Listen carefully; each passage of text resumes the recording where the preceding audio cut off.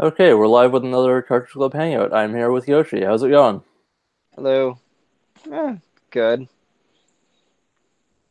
Anything exciting going on this week? I started college again. Oh, nice. How's that been? Um, well, I'm in a high frequency class and a communications class. Hmm. So I get to learn all sorts of stuff like wave theory and how cell phones work and how radio works and how all this magical stuff we currently use like the internet works. So, If more people could learn how the internet works, that would be fantastic. Or at least learn how to act on it. yeah, that's one of those things. It's like you kind of had to learn that every day. Yep. Don't follow the examples on YouTube. Or pretty much anywhere. By that, I mean the comment sections. Yeah, I know. Don't be like the people in the comment section. Yeah, like any social media, kind of anything, will have lots of terrible people looking to ruin your day. I know, you post something and then poof, Hmm. they come out of the woodwork. It's almost like it's a public post or something. Yeah. I guess we're just kind of like throwing it out there and then anybody that wants to can read it. Yep. I mean, there's settings you can change for that, but a lot of people don't. Or don't want to. It's fine. And even when you do, people are kind of like, oh, what are you hiding? Yeah, Why pretty are you well. protected? So then you get more crap. Pretty much.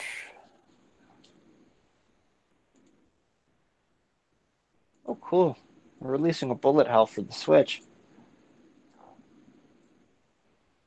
A game called Bullet Hell or a Bullet Hell game? Bullet hell game.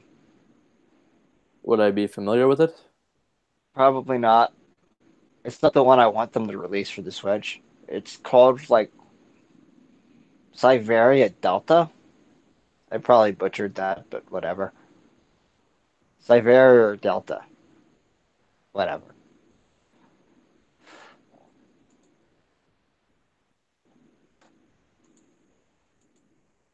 Eh. I wish they'd just come out and release the Toho bullet games on consoles. That would be nice. Trying to play those with a mouse and keyboard is evil. Apparently, Be Steven's careful. under the impression that you've gotten a haircut. Maybe he means the beard. Yeah, man. I've been getting a lot of questions about that.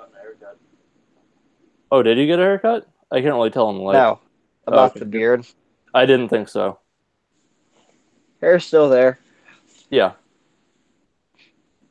Woo. So yeah, I got a lot of questions about that. I walked in and my one professor was like, "Who are you?" And then all of the other people I knew basically said the same thing. So I kept telling them I got caught in a lawnmower, and some of them were like, "Really?" I'm like, "Yes, I got caught in a lawnmower. I came out perfectly unscathed, other than the beard." Got caught in a beard growing accident. Yeah, it's surprising how gullible some people are, or they just don't get the joke.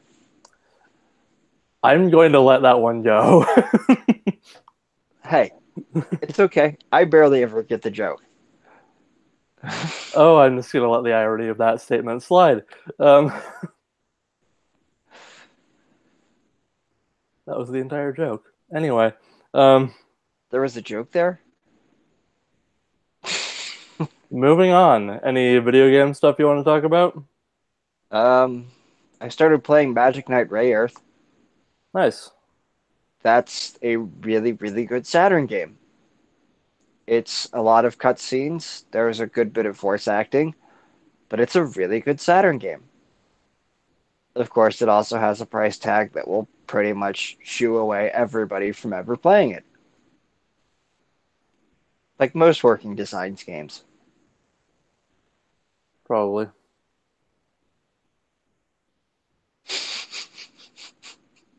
I wish I had actually been playing something so I could like talk about anything. I don't think I picked up Dragon Quest more. Hmm. Dragon Quest titles I seem to play over like months, typically because let's be There. honest, Dragon Quest is extremely repetitive. That and extremely long. Yeah, and I picked the longest one. The longest one so far. Yeah, I have a feeling 11's going to be really, really long. Oh, we could probably find out right now. I feel like it's been out in Japan for a while. Maybe. I'm gonna see if it's on How Long to Beat, just out of curiosity. Uh, Mars says we should talk about how much God of War 4 sucks. well, that's not happening because he's the only one that thinks that. I don't know, Mars. I never played it. I probably will never play it.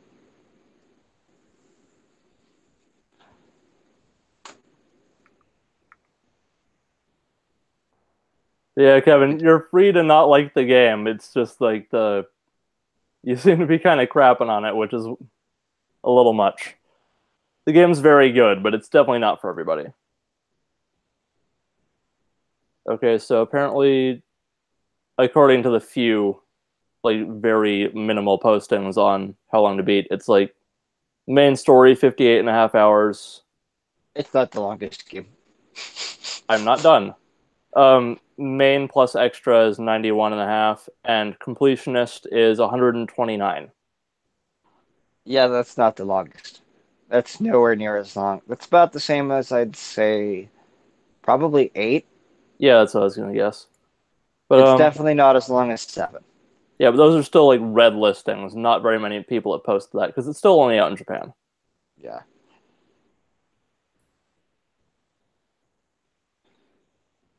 Oh man. Seems like Mars and Steven are having a go at overrated games in the chat. Or at least God of War. Hmm. Yeah. Just because not everyone's into it doesn't mean it's overrated. I actually haven't seen that much additional hype for God of War since it came out. Like after the initial like big media circus around it, then it just kind of died down. I've just only heard casual conversations about it. I don't think Yeah, it's a it's 10 not out of 10, which is what a lot of the ratings were, but it is very good and it definitely an interesting new direction. Could hey, they let's make some face it. improvements? Probably, but I very much enjoyed it. Hey, let's face it. Most of those reviews are bought and paid for. I wouldn't say most, but a couple definitely are. If Like you the look at the review site and they're advertising the game on their site, they received money for the game to advertise the game. probably yeah. Like IGN, GameSpot, like the big ones. I'm not saying like they are all necessarily swayed to make a positive review, but Well, I'm pretty sure a lot of game companies, if you negatively review their games, will not send you future games for review. yeah, that's just kind of a thing that happens. But So, it's just one of those things you a lot of the time you can't really tell one way or the other, so it's better not to just do the broad strokes. But a couple sites definitely do that. I'm not going to yeah. deny it happens, but I just don't think it's like as widespread as people make it sound. Like people make it sound like every good review or every good review of a game is paid for, and it's like that's not true. No, it also all depends on who plays it, Yeah, how long they play it. Because there's also been multiple reviewers who came out recently saying, yeah, I only play a couple hours of each game and barely finish any of them because I have way too much other stuff I'm supposed to be doing. Like review these 20 other games that are just coming out. yeah. Pick your review sites and reviewers carefully, essentially. Although, a lot of the times you can't trust the review sites, depending on the genre of the game. Because what I've seen is most of the popular games that are heavily advertised generally get good reviews, and more niche games generally get bad reviews. Or less good reviews, I should say. That's not necessarily true. A lot of mainstream websites really liked Nier Automata, which that's a higher end niche game, but it's still a niche game. Yeah. Yakuza games get good reviews now. I think they always have, but like they just weren't that prevalent. Like a lot of people still don't like them, but it's like well known that they're at least good games for the It's people that enjoy that kind of thing. like Shenmue, kind Yeah, of. not everyone's gonna If you like shit. like, I tried Shenmue 2 a long time ago, and I went, "What the hell is this?" I think I played it for like 15 or 20 minutes, and then said, "No, no, I don't want to play this." Yeah, it's And I probably don't think I've fairly tried them slow. since. If it's anything like Yakuza, and I know people, some people get a little iffy on that comparison, but it's my only comparison point. Is like they start really slowly, so it's Yeah. not gonna grab everyone right away. Like I kind of stopped playing Yakuza 5 for a while because it's just like you start out driving a taxi, not the most exciting thing in the world, and you take your boss out for drinks. Lovely. Very, very slow opening in that game. I'm sure it gets a lot better. Like I got into the point where like you're like starting to do races, which is a little weird. But yeah, it just wasn't what I was in the mood for at the time. Yeah, back to God of War. Yeah, that one starts off way slower too than the previous ones. So yeah, I can see kind of being a little off put by that too. I also find it weird that they called it God of War 4 because there's been multiple God of War games that are on like the PSP and such. Well, correction, they did not call it God of War 4, they called it God of War. They just Great. took out the number, which is fine. I usually don't like when they do that, but like Yeah. in a continuing franchise. But it makes sense for two recent games, God of War and Doom, because they're both basically starting from zero. It's like, okay, here, starting a new series within the same universe, you can jump in here. This is the entry point. Uh, So I understand that. Hey, Kevin, Hey, all right. So got some more takes on God of War, I take it. if we can admit that God of War 4, and I know it's not God of War 4, I just like It, calling it that. it's just easier for the If we conversation. can admit that it has a slow opening, It right? does. Then how does it earn a 10 out of 10? I'm not saying it's slow in a bad way. I'm saying it's just slowly paced. It is a very deliberately paced game. The story is told in a very paced out way that is very intentional and makes perfect sense by the end. And it just kind of gives you a good indicator. Like another example of like just kind of how they definitely changed up the entire formula for the new one. Not the entire formula, but it's a definitely a new feel to it. You're in a new place, a new setting, just kind of starting from zero with a new format. And it's definitely kind of more Souls-ish combat-wise, which took some getting used to, but I ended No, up it's enjoying it. not. What, God of War Souls-ish?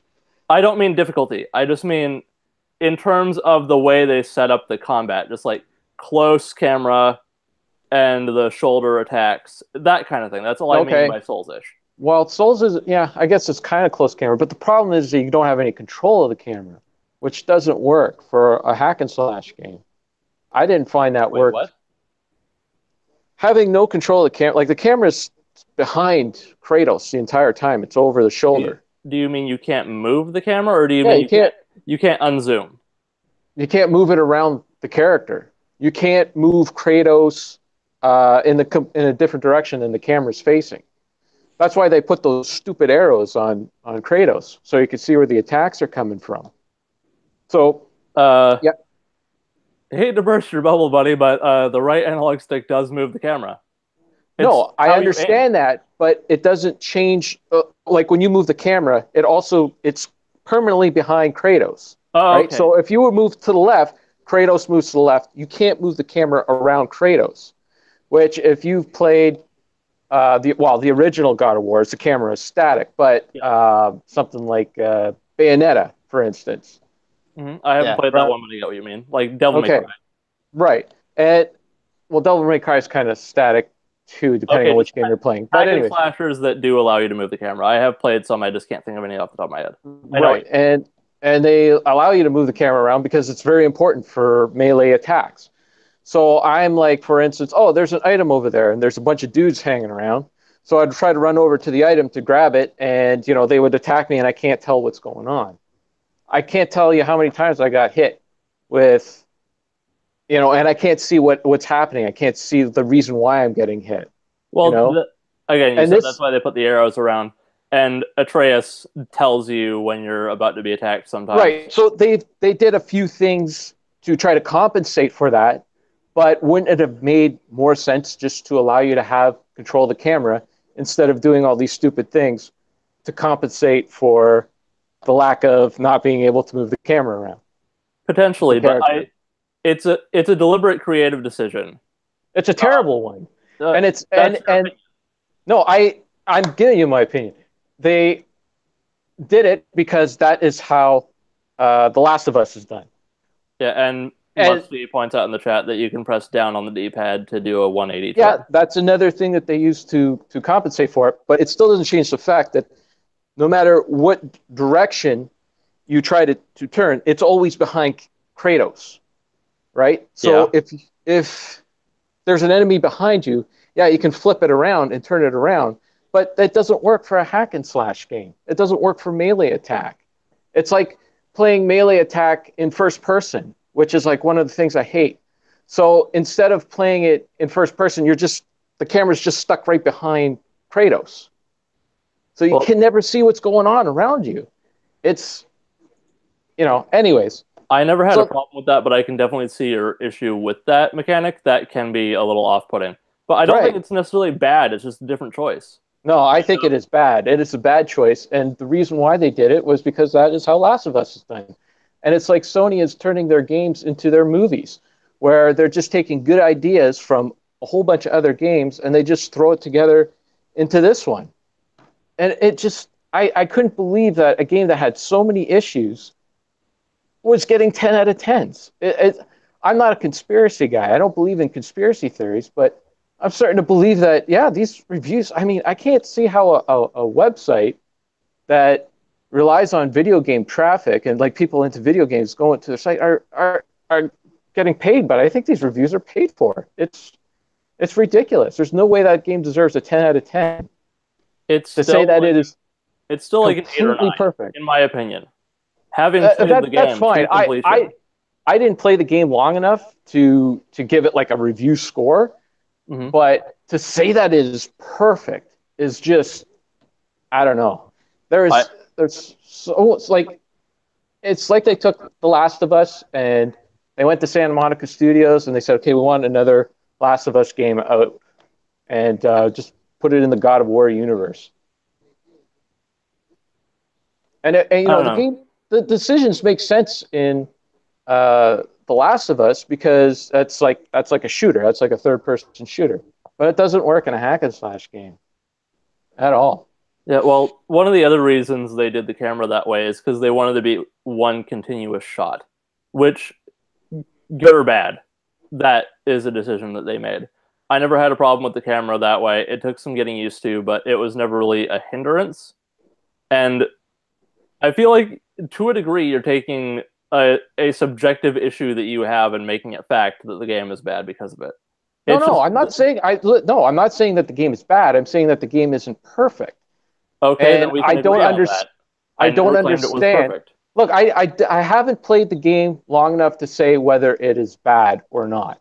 Okay. But to say that the game is perfect, that it's a 10 out of 10, is just ridiculous. It's asinine. And it's asinine that there are, and I think these websites, they have, like, especially the big guys, like your GameSpots and your IGNs and whatnot, they have divisions, like they have their websites all broken down into different, basically different console manufacturers and the PC, maybe some Android stuff or whatever. And so each of these divisions of these websites need constant traffic coming to them, right? So if Sony doesn't have a hot game to talk about, then they just hype up this game, just to get more views. They need to have like they need Sony to be successful in order to keep that section of the website going, right? Same thing with Nintendo or Microsoft. They need to, if Microsoft says, you know what, our consoles aren't working, we're not going to do this anymore. There's not going to be another Xbox, and that's a whole section of that website that goes down. And I think that they hype up these exclusive games just to keep this hype going. And I don't know. I don't get it. I don't get how they can get away with calling that game a 10 out of 10. It's just not perfect at all. Yeah, Musty points out that it's considered for IGN, for example, a 10 is a masterpiece, but not saying it's perfect. But I don't know. It depends on the website. Masterpiece. I mean, how can a game that it's basically in essence, it's a first-person melee game. How could that be a masterpiece? That's like having a first-person platformer. I mean, it doesn't work. There's so many better ways to do a game like that. And I mean, the gameplay is just so boring. You just run up to a guy, and there's no like he's got this axe, and there's no weight to the axe. There's no feel to it. I disagree entirely. There's a lot of weight to that axe. Nothing. You just go up to them and you hit R1. And if you get hit a couple of times, well, then you just move back and you throw the axe and bring it back. Okay. How much farther than after you fight the stranger did you get? I got up to there was a guy, a little blue guy, and there was like all this upgrading and everything that you can do. Yeah. And I don't know, it just seemed like it wasn't worth it. Like none of these upgrades or anything just seemed like it was anything interesting to me. So I just played a little bit more. What's that? They're definitely worth it once you get later into the game and you get more fights. You're still kind of in the lead up, which like in terms of not like the lead up to it being good, but like the lead up to like they're getting you used to the controls and the environment and everything like that still, and just kind of pacing the story out. Once you like get to like the boat and like you get into the more open. No, I'm not getting to any of this stuff. I'm done with the game. It doesn't interest me at all. Okay, that's fine. Doesn't make it bad though. You're selling it back to the store, huh? Again, I'm not saying that it's bad. I'm saying that it is not perfect. And to put out there that this game is perfect by all these major websites and publications is just, and like it is, like it's bland. Like does the gameplay really get that much better? Yes. Like the fighting gets that much better. Like it seems like all the enemies were the same. They seem to be a carbon copy of the same thing over and over again. I really struggled with like deciding on whether or not to keep playing this, and I looked at like a few reviews and a couple of in-depth things on this game. It looks like a lot of like you keep fighting. Like I fought that one big troll with the big stone, right? It seems like you fight that guy like I don't know 10 more times throughout the game. Yeah, but it just has a different color. But it's not like enough to be redundant. It's like very rarely, but he's essentially just a bigger enemy for you to fight rather than a boss. And it is kind of like more one-on-one with those characters sometimes, but you do get more varied enemies. You do get different moves and stuff you can do. They throw different obstacles at you. But I would say give it a shot into like when you get into like the more open area if you can manage that. If it's not your thing, it's not your thing. That's totally fine. It's really not. And I don't see how just like how do the stone guys change? Because they just look like palette swaps to me. They kind of are, but they do get. I don't really remember. It's been a little bit. I can't remember the details of those fights specifically. Okay, it doesn't seem like as if there's anything more to this game. Like it just seems like it's going to be more the same. Run around, grabs, do a bunch of quests to improve your stats so it doesn't take so many hacks to fight these guys. Like you run up to the enemies and they seem to take so many hits to kill. You just run up to them and hit R1 over and over again. And if you take too much damage, just move back. Throw the axe. Throw the axe.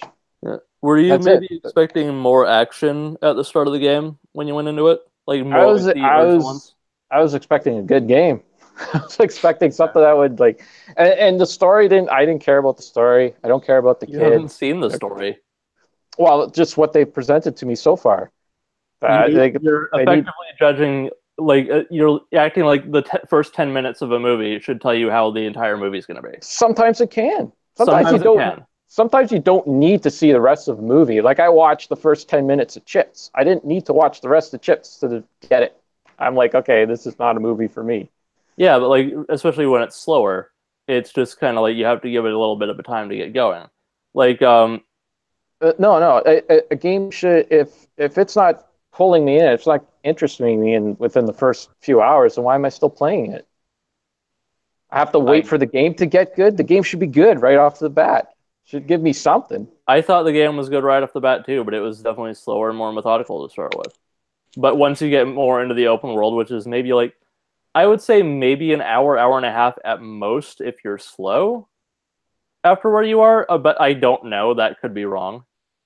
And I know I don't know. I play like 3 or 4 hours of a game for it to be good. I know that's a bit of a thing, but yeah, like it is. that's not the case here. But it was totally for you. It was for you. It totally I enjoyed is. the game immediately off the bat. I was into the story, kind of the mood. I was waiting for it to get going a little bit, but I got what it was going for. The game very much tells you this is going to be a different adventure from moment one. Like I heard someone compare it, like saying, the first thing that happens in every other God of War game is you get into this massive fight. Yeah. And it's like the first thing you see. The first thing you see in this game is Kratos chopping down a tree. Yeah. That gives you everything you need to know. Like, this is different. This is going to be a slower adventure. Boring. I'd rather fight a big giant monster instead of fighting a chopping down a tree. Because they took God of War and they just made it into The Last of Us. That's what this is. It's The Last of Us. And The Last of Us was not a great game, and neither is this. They're cinematic experiences, and if I want to watch a movie, I'll watch a movie. I wanted to play a video game. I wanted to get sucked in to a video game. I wanted to fight giant beasts. Else. I don't know what else to play. That's what I'm doing. That's what I'm doing. Don't shit on the game just because you don't like it. Don't piss on everyone else's opinion of it. I'm not pissing on everyone else's opinion. I'm not allowed to say I don't like a game. You're allowed to say you don't like the game, but you've been shitting on it for like the past 30 minutes. Like everything you've had to say about the game has been it's bad, it sucks, it's slow, it's bland. Every single thing. The camera sucks. You haven't said a single good thing about the game other than it's not for you. It looks good. It looks nice. Okay, you've said a single good thing about the game. I don't care that you don't like it. That's your prerogative. But if a lot of people like the game, I just said it's his opinion, Steven. I get it. But he's been going on about it for 20 minutes. I thought we were talking. I thought we were having a chat. I've mostly been listening to you, and we are. I was trying to do counterpoints, but you're just not moving. So I feel like we should just move on from it.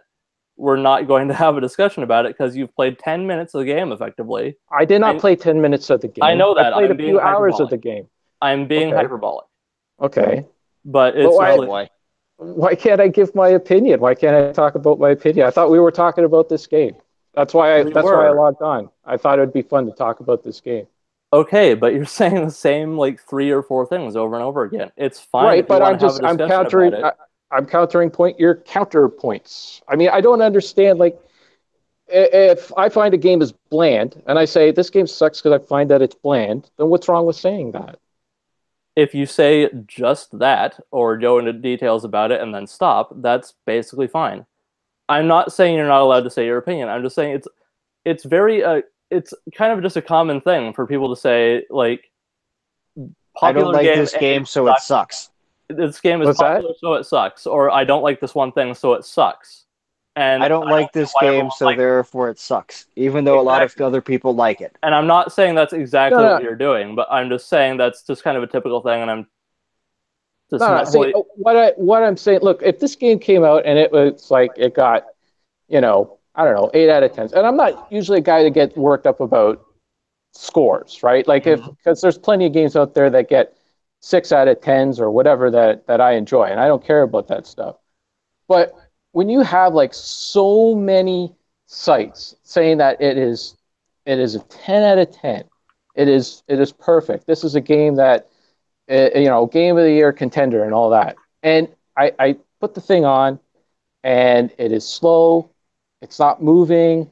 The characters are kind of annoying. The story really doesn't say too much. There's really nothing happening within the first few hours of the game. I question how this game gets a 10 out of 10, and that's all. Okay. That's it. That's all I'm trying to say. That's all I'm trying to talk about. And I don't know. I don't know why that's so wrong to say. Why I don't know why I came on here. I shouldn't have come on here, I guess. No, it's fine for you to come on, but I just didn't really feel like any counterpoint was even being had. Like, yes, I don't know what to tell you. If you just don't not that game, that's fine. Not that Musty says my biggest beef is that someone called it perfect and he disagrees. It's not that someone called it perfect. It's that a lot of people did. Well, that it's being made up to be like this great video game that is. It is. You just don't like it. It's not for you. That's fine. I'm here. Hey, Musty. Do you have any other counterpoints to add? No, but you see, like I say that it isn't, and you're saying, well, you can't say that like it's a fact. That is just your opinion. But you say that it is, and okay, suddenly like that's a fact. It's a fact that because objectively there are a lot of things that are great about the game. No, but you see, you're doing the exact same thing. So you're saying that I want to jump in here for a second. I'll say one last thing, just saying that I will concede that maybe I was a little bit harsh on that. I see that all the time, and it kind of just got to me a little bit. Anyway, Musty, go on. Fair enough. I apologize for that. So, I do want to make sure that it's clear that just because it is referred to as a 10, that is, I don't think anywhere they say that this is a flawless game. They've been saying it all over the place, Musty. Okay, let's look at see what the reviews say. All right, maybe. So not. I have Metacritic up right now. Okay. Which has a Metascore for this game of 94 out of 117 critic reviews. Okay. And then a user score of 9.2 out of 7,177 reviews. Well, user scores kind of get that's fine. But they're in line with that. Of those, there were of the user reviews that actually wrote something. There were just short of 2,000, and there were 89 of them mixed and 81 of them negative. Critic reviews, they were all 117 were positive. However, Metacritic has only 3 of them. I think these are sorted. Are these sorted? Let me look at this. It's okay. You can join me in the not liking some popular games club, Mars. All right. I just want to look at which ones. I want to see where the line is, where it stops being hundreds on their scale. Because I got an image here. Now you tell me whether or not cause I don't know who made this image, right? But we got IGN 10 out of 10, Destructoid 10 out of 10, Polygon 10 out of 10. So those are 3 big sites there. Yep. Easy Allies 10 out of 10, Games Radar 10 out of 10, US Gamer 10 out of 10, The Guardian, The Telegraph. Push Square, I don't know what that is. Push Square is a PlayStation blog. CG Magazine, I don't know what that is. Gaming Bolt, Dual Shockers, Games Radar, I think I heard of. Yeah. So those are all 10 out of 10. Lifestyle. And so that's a lot of perfect scores. Now you're telling me high scores. Those are perfect. 10 out of 10 is perfect. Hey, it depends on how they define what their rating system is. Mars, you have to remember, we live in an age where the rating system is all skewed upward. 10 out of 10 means it's a good game. 7 out of 10 means it's a mediocre game. If you get a 5 out of 10, it's a piece of shit. Yeah, that's I kind just- of an issue with rating systems. Well, even on IGN's rating, like a 6 is it's like okay by the words that they put, right? So for 10 out of 10, they say masterpiece, and like a 9.3 is like amazing, right? So, but none of them say like has no flaws. Period. It's absolutely perfect. Like, and so I feel like we're fixating on that. But I don't know. I agree that it is slow paced to start, but That's to not necessarily me, bad. I feel like it gave me enough of a pull to keep me moving in that direction, and maybe I don't know. I know you mentioned that you were kind of annoyed by the kid, and that's not an uncommon feeling at that point either. I think there's some interesting stuff even in the early stages of just watching Kratos, who has been this one note character through 6 or 7 games at this point. Yeah. This one note character who is just looking for some curtains to part and some ladies, or you find that guy, and now he's in this other situation where he's just lost his wife, and again, and now has to deal with handling this child who is not ready. And so, yeah, I agree. Until I felt like it was the environments were kind of barren until I met Brock, and the conversation with Brock and beyond, and including the next like couple of big characters that you meet, like once that happened, especially once you get to the sanctuary. From that point on, I was on the fast train through this. I don't think Kevin heard like the last 10-15 minutes of this conversation. No. Yeah. Well, I think Kevin's reaction is similar to the reaction I had when Last of Us came out, and I got pissed off because everybody was giving that a 10 out of 10. I'm like, it's a freaking movie game, people. It's a movie game. I don't think that's fair to refer to either of those games as movies. And like this isn't a walking simulator. This isn't. I'm not the person that I'm not the target audience for that. I don't like stealth games. I don't like games that are like super lifelike looking and super cinematic. Okay. It's not what I want. But here's the thing. I feel like the thing that's happening that I'm kind of taking maybe a little bit too much issue with Kevin's opinion, and you do this too, is like you see a popular game and it's not for you, so you go online and you just start talking about how bad it is, and you don't get why everyone likes it. Which it's like fair, that's your opinion, but it's just kind of it's not really fun to see. It's just kind of like the thing I'm worried about is that a collector cast or a single banana sees, Kevin, your thoughts on it, and because they value your opinion on video games, they immediately are like, "Yep, I'm out." And then I feel like a bad person to come in and be like, "Well, you shouldn't listen to Kevin because he's wrong," right? Like I think that's the line that we have to kind of dance on right now, and that's why I don't want to discourage you from voicing your opinion or from just being okay with walking away from the game. If you gave it a fair try, and that's perfectly fine. And if you don't want to continue, that's no one is going to push you to. But I'm afraid that people will get your strong stance on it then prevents other people from potentially experiencing to them what may be a masterpiece. Yeah, and I will. If they're gauging what they play by my taste, then they're doing themselves a disservice, because they should gauge what they play and enjoy by what they like. And Single Banana and I like completely different games. He's into games that I'm not into at all. So I'm pretty sure that doesn't happen. I'm pretty sure that people don't gauge what they play by me. So I don't think that's something you need to worry about. I would disagree with that, Mars, because I don't mean to stir up old wounds, but I will go back to what was that Clover game that the club played? The God Hand. Yeah, Yeah. God Hand, basically. Now, it's a pricey game.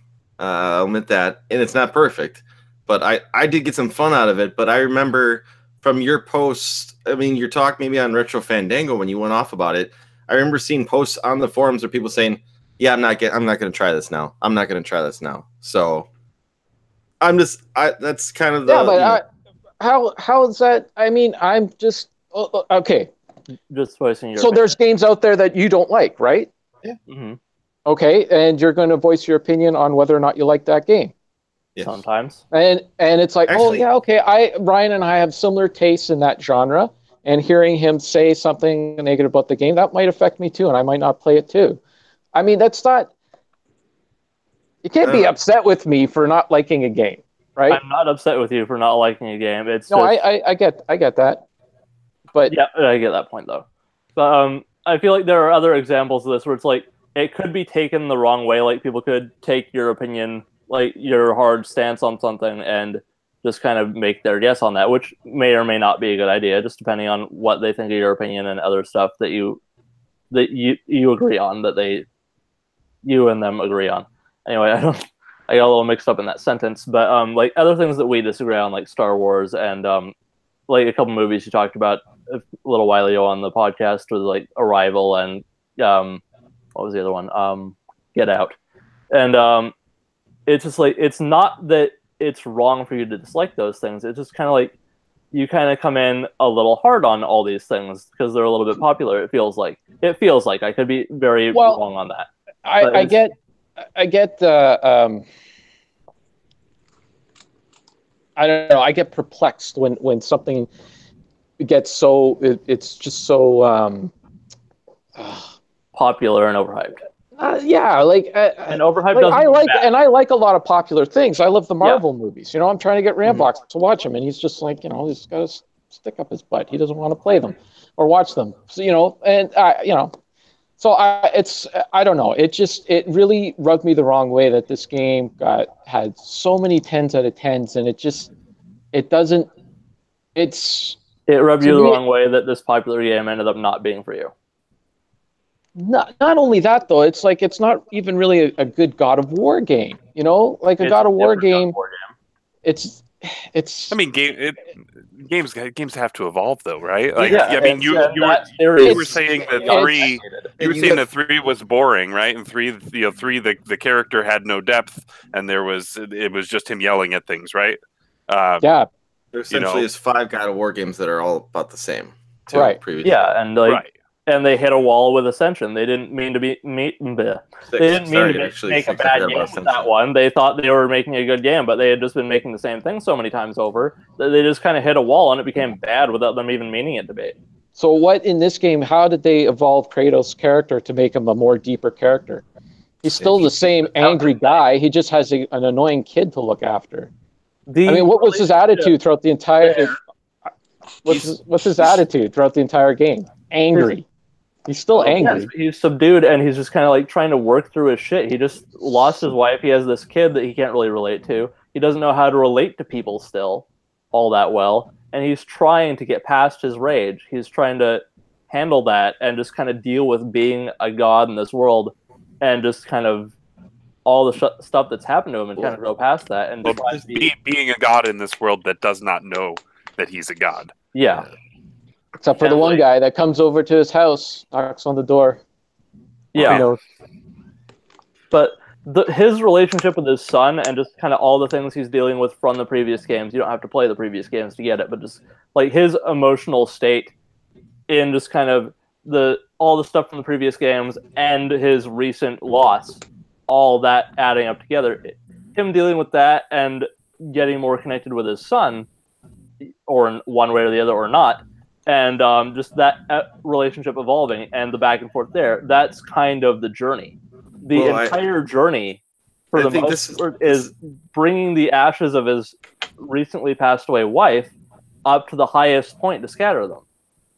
This is also the first time too he's actually had to be a father, because I think his daughter died before he can even died when she was very young, because he's always away at war. So now This is the first time his wife, like he said, he lost his wife again. So this is actually the first time he actually has to have some responsibility too in his life, basically. So Yeah, I will say without getting into like too much detail, there is a very good emotional journey in this game. It is a little bit more methodical and paced out, but it's a good story, which you could argue that the God of War games don't typically have. They like not that they're bad, it's just like they're not like good immersive stories that you like really get in the minutia. It's just kind of like here's some cool set pieces for you to fight in, for the most part. Is that wrong or no? Well, let's ask Kevin. yeah, that might get a different result. I don't know. What the hell is this I'm for? still not going to play it. That's fine. But then Good for again, you, Yoshi. I'm never going to buy a PS4, so.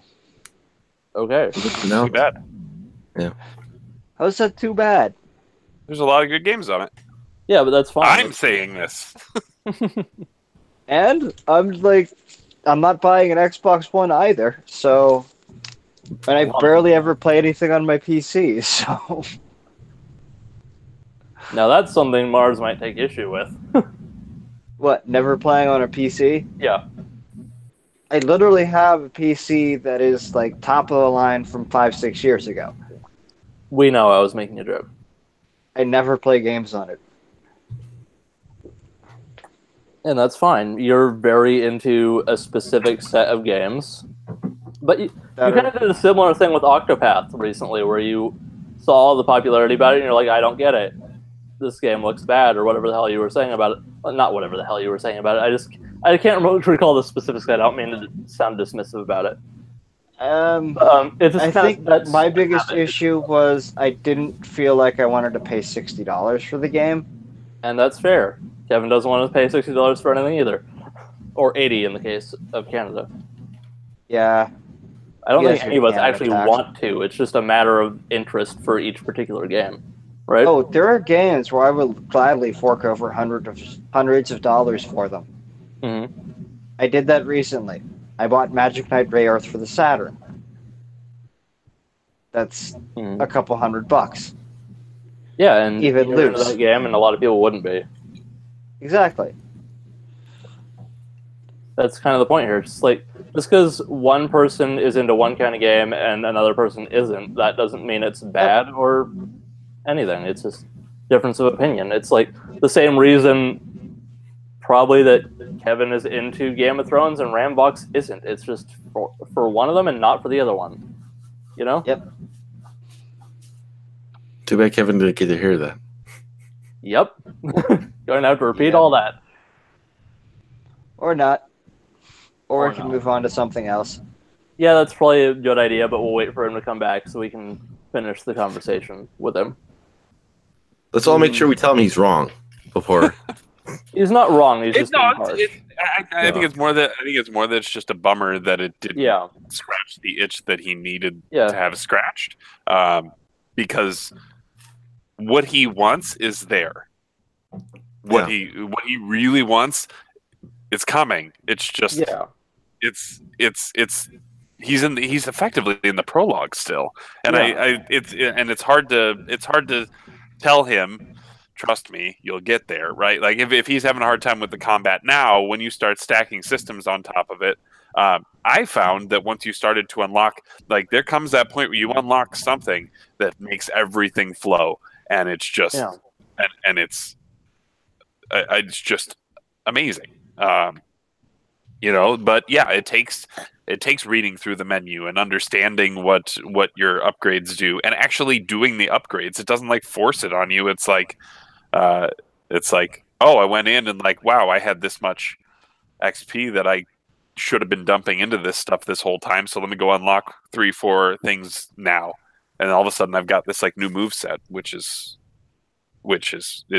awesome to find that like rhythm to the whole thing, Throw the axe, freeze this guy, pummel this guy with the shield, and then come in and do like your the crowd control burst kind of thing. Call the axe back. Like there's a pattern that you can kind of build into the combat once you get there.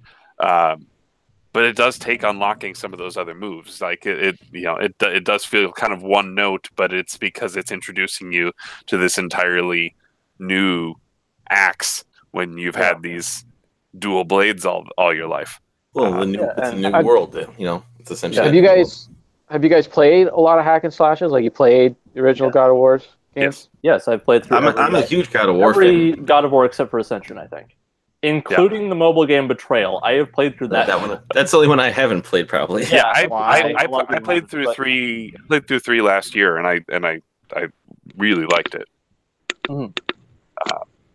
I didn't have the same concerns about the character that you did, but I can see where you would feel that way about 3. I will say I did kind of have those concerns maybe in the back of my mind a little bit after 3 or 4 games, or 5 or 6, because I did play the PSP ones. But going back and listening to the opening dialogue of 3, it's like it sounds like a kid playing D&D trying to mimic his character. It's like, Zeus, your son has returned. And it sounds so false and just so cartoony. It's pretty bad. Yeah, it's like, okay, this is maybe getting a little too hokey here. They really needed to hit the reset button, and they did. And it ended up, in my opinion, and a lot of people's opinions, coming out really well. They reinvented that character without kind of like changing him. Like they kind of had him just evolve into a different character, like a different stage of that character's life. And they added that relationship. They added this new kind of area, and it's just kind of this whole emotional journey throughout the game, rather than just, I'm going to go kill people because I'm mad at them for one reason or another. It's just like, I'm pissed, I'm going to go do the thing, was kind of the main overarching character kind of arc of the previous 3 games. I'm mad, going to go kill the people that made me mad. There's other things on top of that, but that was kind of it. In this one, you're greeted with the funeral pyre for his recently deceased wife and the relationship with his son, and just kind of their kind of issues of not relating to each other. And then they're on this quest to go spread the ashes on the highest point of the world as her final request. Yeah. He's also training his son how to survive too the whole time too. Which is another layer of them relating to each other and just kind of their relationship growing. But he's then like greeted again by the stranger and all the things that come out after that of just this new conflict he has to deal with for one reason or another, and then you go on that adventure. I don't want to spoil anything about that, but because I do think it's worth going through. I made a comparison. I think you were off the headphones when I made it. It was like, it's kind of like, I feel like just kind of the situation is similar to when you were trying to convince Rambox to try out Game of Thrones, and it just was not clicking. Like, you really enjoy it, and he just really didn't. And you kept that was like, a mistake. Just wait, it'll get you. And that was a mistake. I'll be honest. Like, I that because even though I do think that there is stuff later on in that show that he would really dig, there's no way he's going to get over that hump. Yeah, you know. And I did look at the rest of this game. Like, I went and just looked online just because I wanted to know if I was crazy, if I was like insane, you know. And then Josh mentioned today that Jeff Gertzman, had like a similar opinion to mine. So I kind of went back and I listened to that. I went and found that episode of Giant Bomb, and I listened to that. And Yahtzee had a review that was similar to mine. So I'm just thinking that this.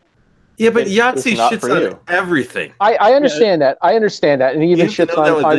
When's the last time Yahtzee's had a positive review? Because most of the time it's at the end, he's like, yeah, it's okay. You know, and that's usually how a review for him ends. No, he was very fair. He was fair. No, but he was pointing out the same things that bothered me about the game, and so that made me feel good. And I was looking at like people that broke it down. Like, I'm talking like 25, 30-minute long videos about like what the rest of this game is and what's happening in the rest of this game, because I wasn't sure if I wanted to continue on or not. I wasn't having a good feeling, but I'm like, is there going to be something? Like, is it going to open up for me? Is it going to think? And I saw that you can get a boat and you got this open world and all that, but and there did seem to be some side quests that did look interesting. Like there was something with a dragon or something like that. There's a lot. That looked like it would be cool, but the game overall, there was there just didn't seem to be enough there. Like, There's a ton I like the there. blades. I like the blades of you know, getting the Spoilers. blades back. Spoilers. I mean, hasn't everyone played this game already? No, you You just started didn't. it. Who cares? A lot of people, just not you. Oh, Jesus, Fitnet. Relax. Nobody's watching this but us. This thing gets, what, 20, 50 hits? It's No, I just, know that, but everyone's we're having okay. a conversation like you wanted. It's Everyone's just, okay. Everyone's okay. I know. Relax. I think the major thing that like it's rubbing me the wrong way, or the way you're tackling it. I don't begrudge you your opinion at all, but I think the thing that's rubbing me the wrong way about just kind of how you're talking about it is, I'll take a line from someone that on a comic book podcast I like. It's like, don't yuck on other people's yums, which it's a silly saying, but it's like, don't just crap on things that other people like just because it's not for you. It's just like and That's not fair. That's not fair to say. For you to tell me what I can or cannot say. That's not very fair. If I don't like something, I apologize. No, but I do get that all the time. I get like, oh well, don't crap on it because I'm having fun or whatever. But just ignore me then. you know, like if you don't like what I have to say, then just ignore it. But if I don't like something, then I'm going to say it. If I don't like whatever movie or TV show or whatever, I'm going to say it. I'm not going to pretend like I'm not. Oh, I can't say anything because I don't want to offend anyone. Like that's not right either. You know? I know, but it's my like opinion. you're being a little bit harsh. And I'm sorry if my opinion is harsh, but that's how I feel about the game. Okay. And I fully admit that I only played a few hours of it. I haven't played it enough to give it like an overall score or anything like that. But just based on the few, 3 to 4 hours that I've played, it's just I don't see how this game could get perfect scores from all these websites, and I think there's something fishy going on with these bigger websites. You know what? I agree with you on that a little bit because I thought Horizon Zero Dawn was very boring, but these websites gave it perfect scores. So maybe there's something. Did it really get perfect scores? Yes, it did. To be fair, and to your point, well, a lot of these exclusives do get perfect scores. A lot of them do, and that may not necessarily be the true case for all of them. But it doesn't mean like they don't necessarily all deserve it. It's just kind of like maybe it's a little bit overblown. But like both of these games, like Horizon and God of War, are probably still like reasonably 8s or 9s, depending on what your opinion of it is. But yeah, it's just kind of a difference of opinion, and like the mainstream outlets do tend to give a little bit higher scores than maybe a lot of these games deserve, but they're still very good. Yeah, there are perfect scores for Horizon, not as many, but Giant Bomb's one of them. Okay, so we got 9 out of 10 from Game Reactor. PlayStation Universe couldn't even give it a perfect score. It only gave it a 9.5. Noob gave it a 9.0. And Digital Spy 4 stars. I don't know if that's out of 4. Polygon was a 9.5. IGN UK gave it 9.3. So did you IGN. Really can tell what the difference is between a 9.3 and a 9.4. Gotta love IGN. Okay, I'm going to say another thing that might come off a little bit harsh on my part, but I don't mean to begrudge your opinion still, but I think like the major thing here that like is kind of like a little much is it can kind of come off when you're focusing on the score. It's not that it just wasn't for you. It's just like, I don't understand that it got these scores. Can come off like, this game does not deserve the praise. It's shit no matter what anyone else says. I know that's not No, see, that's not what I said. I know. See, now you're putting words in my mouth. I didn't say that at all. It can come off that way. Well, that's not my problem. That's your problem. I didn't say that. I know. So what am I supposed to do about that? And I'm kind of speaking in general. Maybe just, I don't know what. I can't tell you what you should do, but what I do when I don't like a thing is I just kind of just come at it in a more reasonable way, knowing that for a lot of the case, like a lot of people like it and I just don't.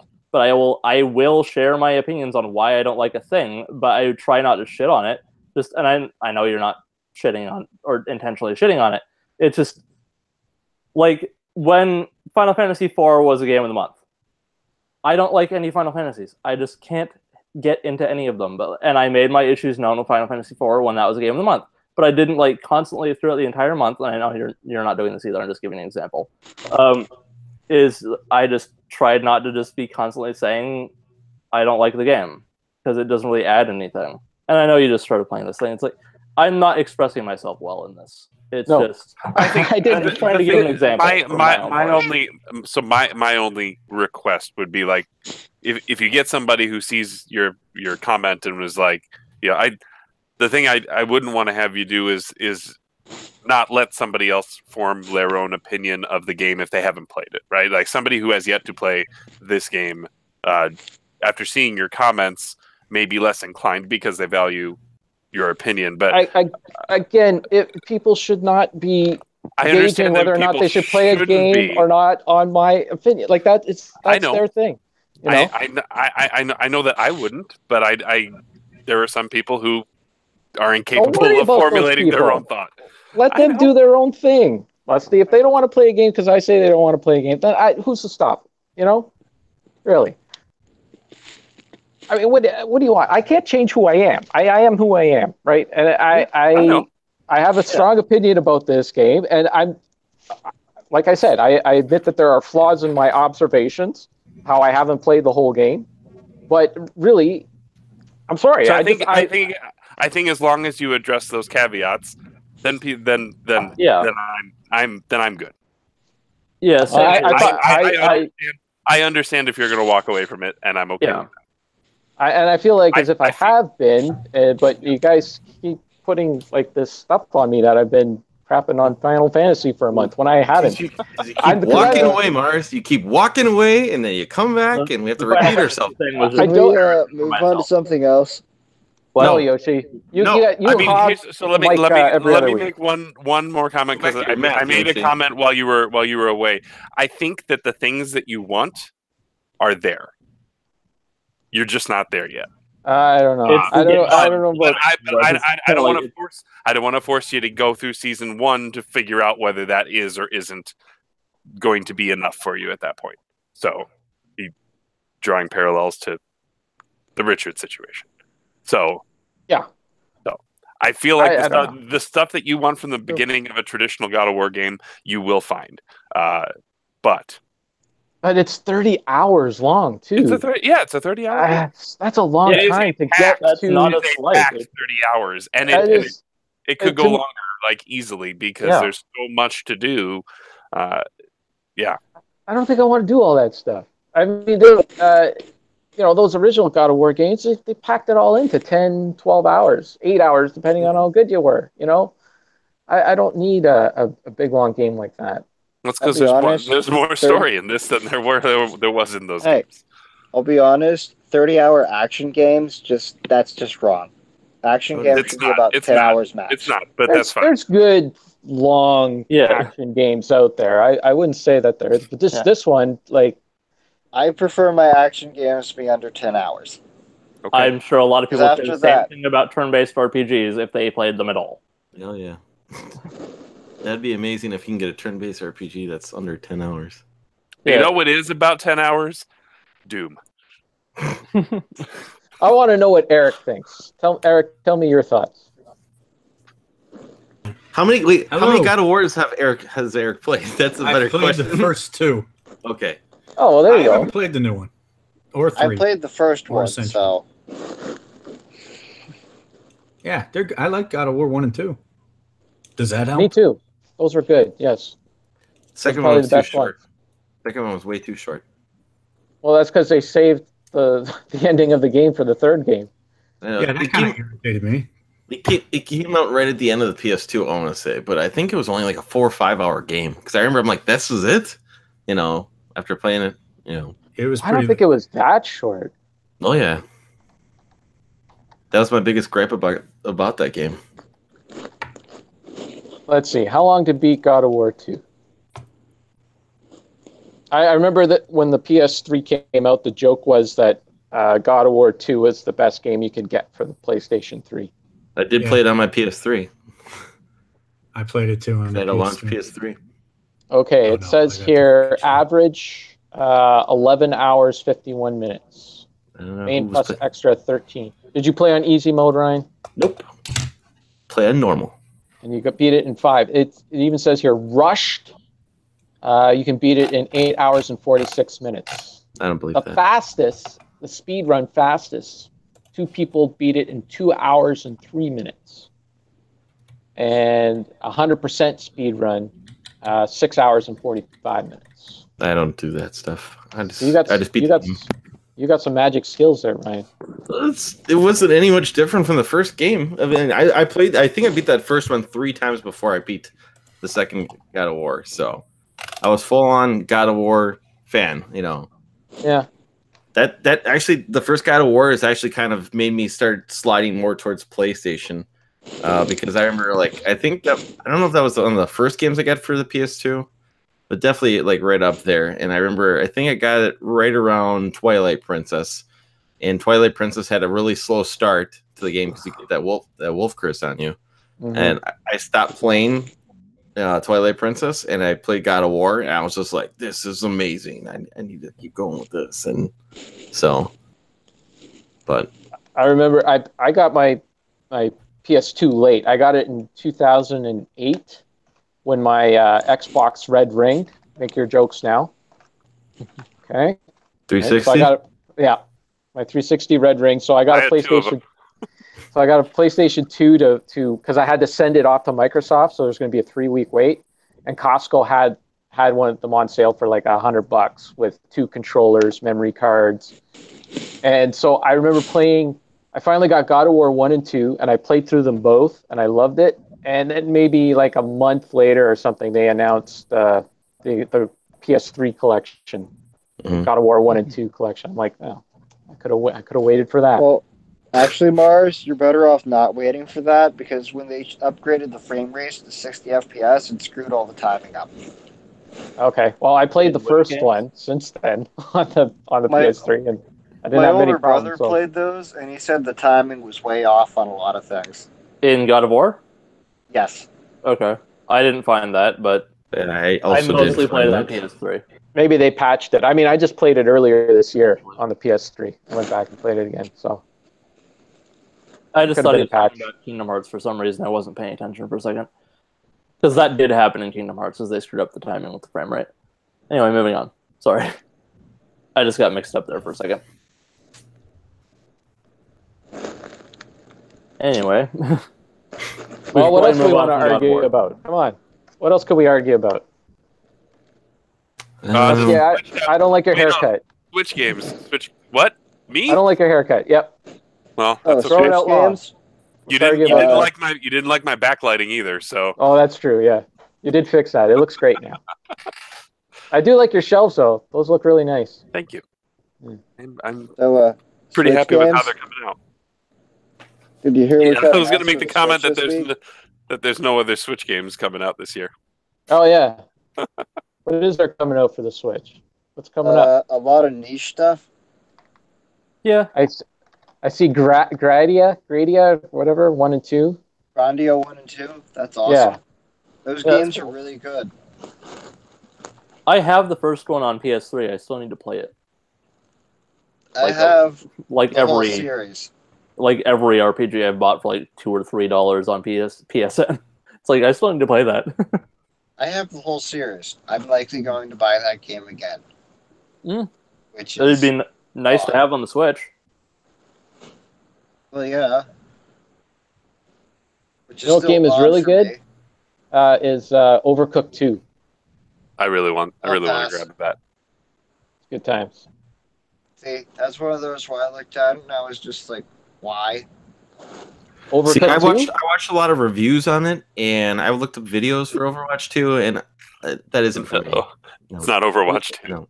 Not Overwatch. Overcooked. Yeah, that's what I'm talking about. So you don't like to play games with anybody, Ryan? No. You don't like multiplayer games? No. You don't like cooperative multiplayer games? None? Okay. Yeah, I stay away from those online gaming. Oh, it's the best. Avoid the online gaming. Too much. Come on. We're finally quiet, so you can talk it over you. Wait, come on. We're listening. See, there's you were unhappy because it's online? Dedication. What? No. I There's too much dedication to it, and like, how do I put it? you can't stop most of the games to put them down and go do something when it comes up without like screwing over other people half the What are you time. talking? Wait, what? We're I talking think he's talking Overcooked? about. I think he's talking about online games in general. Oh, Yeah. well, Overcooked is not an online game unless you choose to make it an online game. I think I In he which was case, you are referencing playing multiplayer with up to 3 other people. I think he was referencing a specific situation he found himself in a while ago, but I won't get into that. Okay. No, Yeah, Mario Tennis is quite good. Single player campaign. Okay, well, the single player campaign is about 5 or 6 hours. Challenging. It definitely ramps up. But I thought that the mode they had the mode that kind of makes it slightly more like the Wii Sports Tennis, but it's still a little bit like I was hoping that I could play with my son. And unfortunately, you still have to move with the stick, even if you're swinging the racket, which is more than he's comfortable with right now. So unfortunately, that isn't going to work. But it was a rental, so as I went to Family Video. I hear there's a difficulty spike in that game. Like it's It a lot does. tougher than. Yeah. It does it, but you need the way that I got past it is I remembered another way that you can win a match, and that's how I ended up getting past it, because one of the enemies it was so difficult to get a ball past him. But rackets can be broken, and once you run out of rackets, you lose. so it's Mario Tennis Breath of the Wild. Yeah. Yes. Yeah. Yes. Yeah. It makes I've yet to play a it Mario makes the Tennis smash game. noise when the racket shatters. It's that kind of like high pitched. I can't even try to create what that noise is, but yeah, it's good. It's good. But yeah, if you can, I don't know if it's one that I would pick up beyond the rental that I got. So Yeah. I've yet So to you play a would Mario you Tennis recommend or golf game. Would you recommend buying it? if you like Mario Tennis games, yes. If you if you have a good crop of people to play multiplayer with, and I just don't have that as much, so there's not as much of a tail on gameplay for me there. Whoa. But I mean, if you're going in just for the single player and that's the experience that you want, I'd wait it out. I don't know how long it would take for that to go down in price, but if you could get it down to that $30 range, I think it's probably worth having. But yeah, I just I didn't really try them. I haven't tried the multiplayer yet. I have it for 2 more nights, so I could give that a try. I just don't know enough people who have it. But yeah.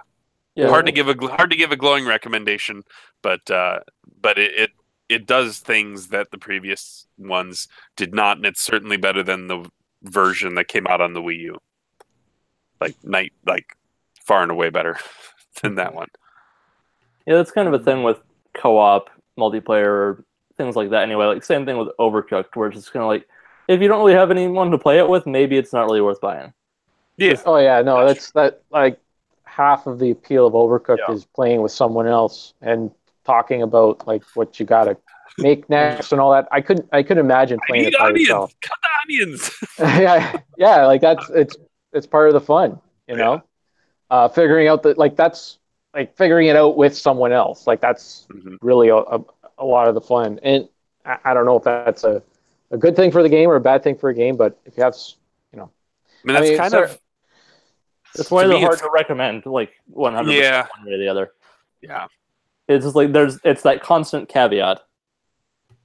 Yeah, it's like any sort of, even an online game, right? Like people will go on about, let's Rainbow Six, like those Rainbow Six games. Yeah. And they always they show in the trailer or on an E3 there's like 4 people playing the game and they're all talking and doing the strategy. All right, you need to go in through this window and do all that. And I'm just sitting there and I'm like, I don't know, who am I going to sit with and do all this stuff with? Like, there's just nobody that's interested in, in trying to break into a place like that. It's all going to be like, you're going to be online with random people that are going to be making fart jokes and dropping N-bombs, and it's going to be a mess, right?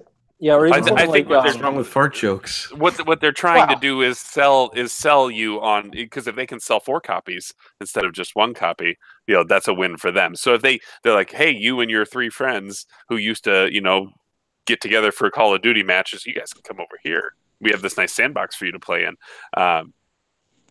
That's Although I will say for Overcooked, if you've ever watched people solo that game, that's crazy. Like, oh, I can imagine. Like, that's doing all that stuff by yourself. Because you play as 2. I've seen it where you play as, or they have people who played as 2 cooks simultaneously on one controller. Yeah, because the if you play it on Xbox, I assume this is on the other platforms too. They have 2-player 1 controller mode, and so you could hold one and somebody else could hold the other one, or you could control them both simultaneously, which is that's wild, crazy. It's Joy-Con mode essentially. Effectively, yeah. Oh, yeah. I mean, that's kind of what they do. They do the dotted line down the middle of the controller, and you use the stick and the trigger, and then you use the stick and your trigger, and so. But I couldn't imagine trying to multitask that. That'd be a brain workout for sure. Yeah, coming soon, playing Overcooked with the Donkey Kong bongos. Yeah, or the Guitar Hero guitar. Yeah, those are entertaining to see, though. I never really watched those, but that's a fun idea to see people do that. But like in the Souls games. But like going back to sorry, go ahead. I was gonna say, there's other games, like not everyone's into Overwatch. I get that. Yeah. And if you don't, there was one, the Hunt Showdown, which was something that was on the PC showcase, which they just announced was coming to Xbox Game Preview. When's the date? Soon. There wasn't a date on that one. But that one, there was the trailer they showed today had that kind of squad mentality of but it wasn't it felt more real than some of the more orchestrated ones that we've seen in previous E3s. And I don't know if those are from them just having people who are maybe used to streaming and who are used to being demonstrative with their communication, or even those Division demos. Like, those are even the chatter, just the side chatter, it just feels so artificial. It totally is. Like, it's like they grab 4 people off the street and it's like, read the script. Pretty much. Or they're developers. Sweet, you got a legendary. Yeah. Or they're even the testers, game testers or whatever. Yeah. But the one that they showed today, the Hunt was one of those. It's the new Crytek game, but it's coming to Xbox. That was the way that sounded. Hearing those guys talk as they were synchronizing their attacks and stuff actually sounded decent. It doesn't change the game. It's still, if I was in there, I'd still be with 3 random people, unless a bunch of it. Because I don't know, there's just so much to play nowadays that it's hard to sync up on stuff, especially brand new stuff. Because even in the club, there's not an abundance of people who are day one on everything anymore. Yeah, but even if you for the co-op thing, even if you go back to games like Diablo 3 or Borderlands, it's like if you play those games solo, they are nowhere near as enjoyable as with people, even one more person. Because the first Borderlands, I just could not by myself.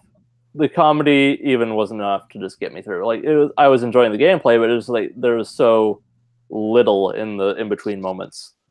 But it's kind of one of those things. Same thing with Diablo. It's just kind of it may be a little bland if you're just playing it on your own. Doesn't mean it's bad. It's just better with other people. You know what I mean? Yeah, I don't know if that's a fault of the game. No, it isn't. because I like Sarah and I are always looking for co-op games, right? And Overcooked is easily one of the best couch co-op games that you can like. We'll actually sit and play the game all the way through. There's so many.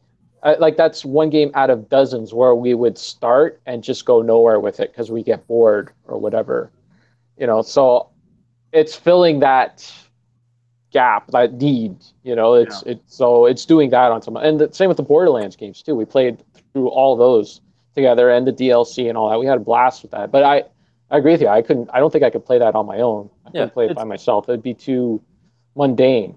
Yeah, the clarification is that it's not a fault, it's just a caveat for that kind of game. It's just they are clearly designed to be played in co-op, so it's just kind of hard to get into it on your own. Sometimes. Yeah. Agreed.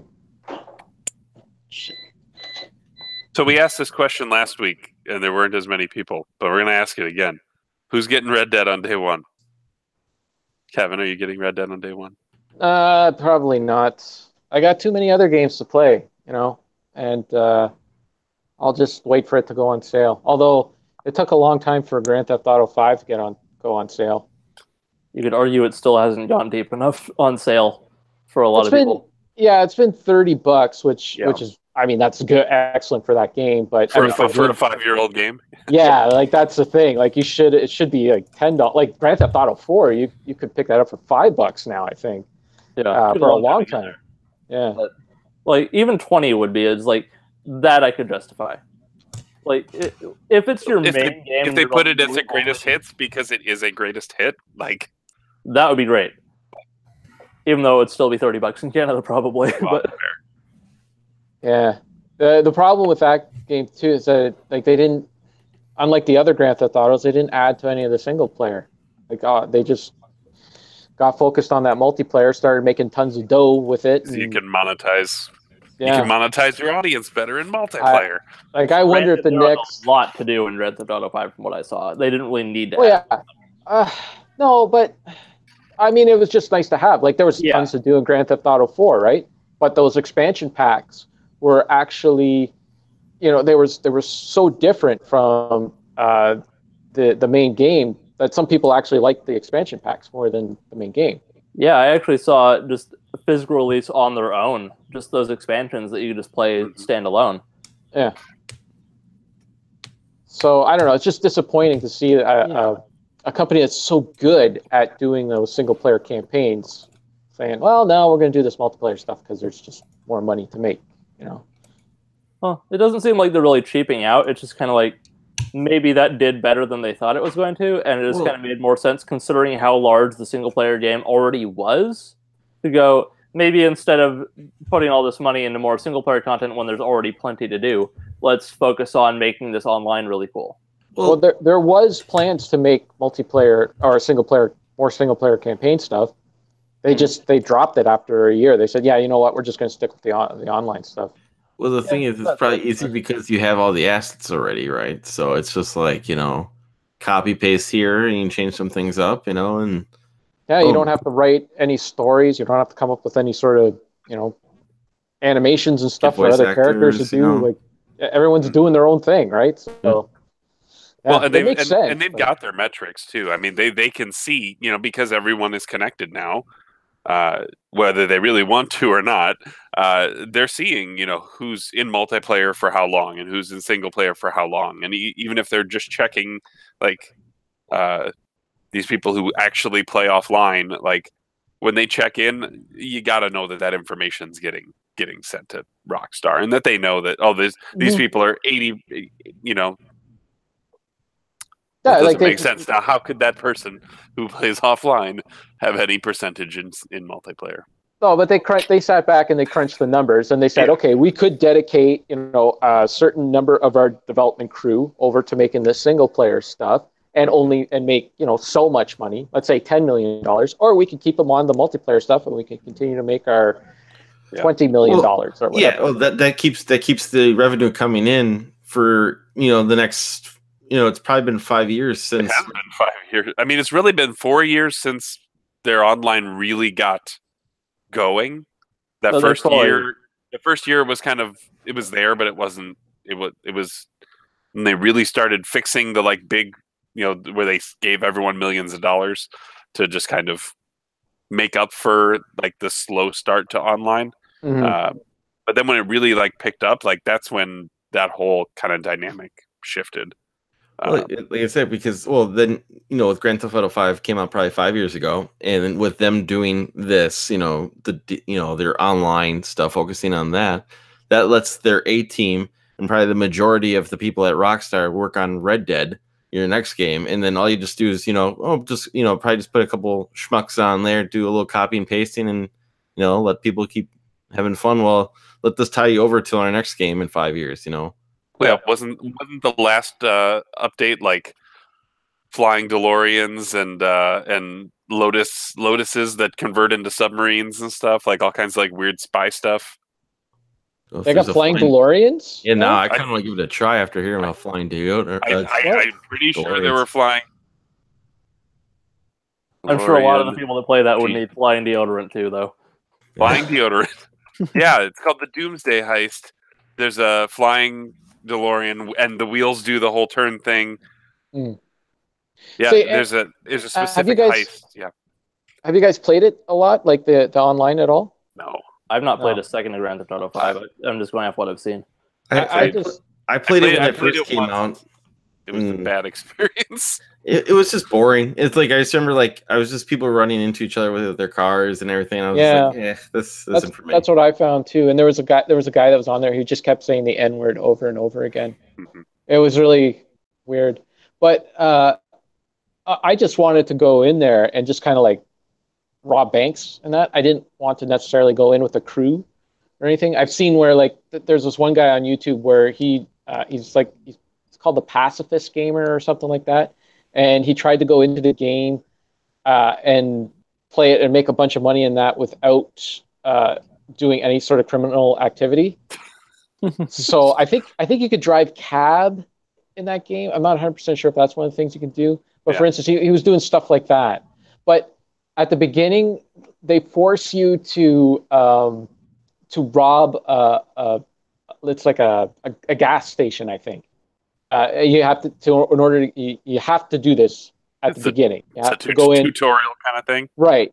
Yeah. So you have to go in, rob the bank, and that's how you get your first weapon or whatever, and then it sets you off into the world. So he went in. He made sure like he got the exact amount of money that he stole from this gas station, and for the rest of the day or whatever, he just went back into the gas station and overpaid for like chocolate bars or cans of soda or whatever until he paid this guy back all the money.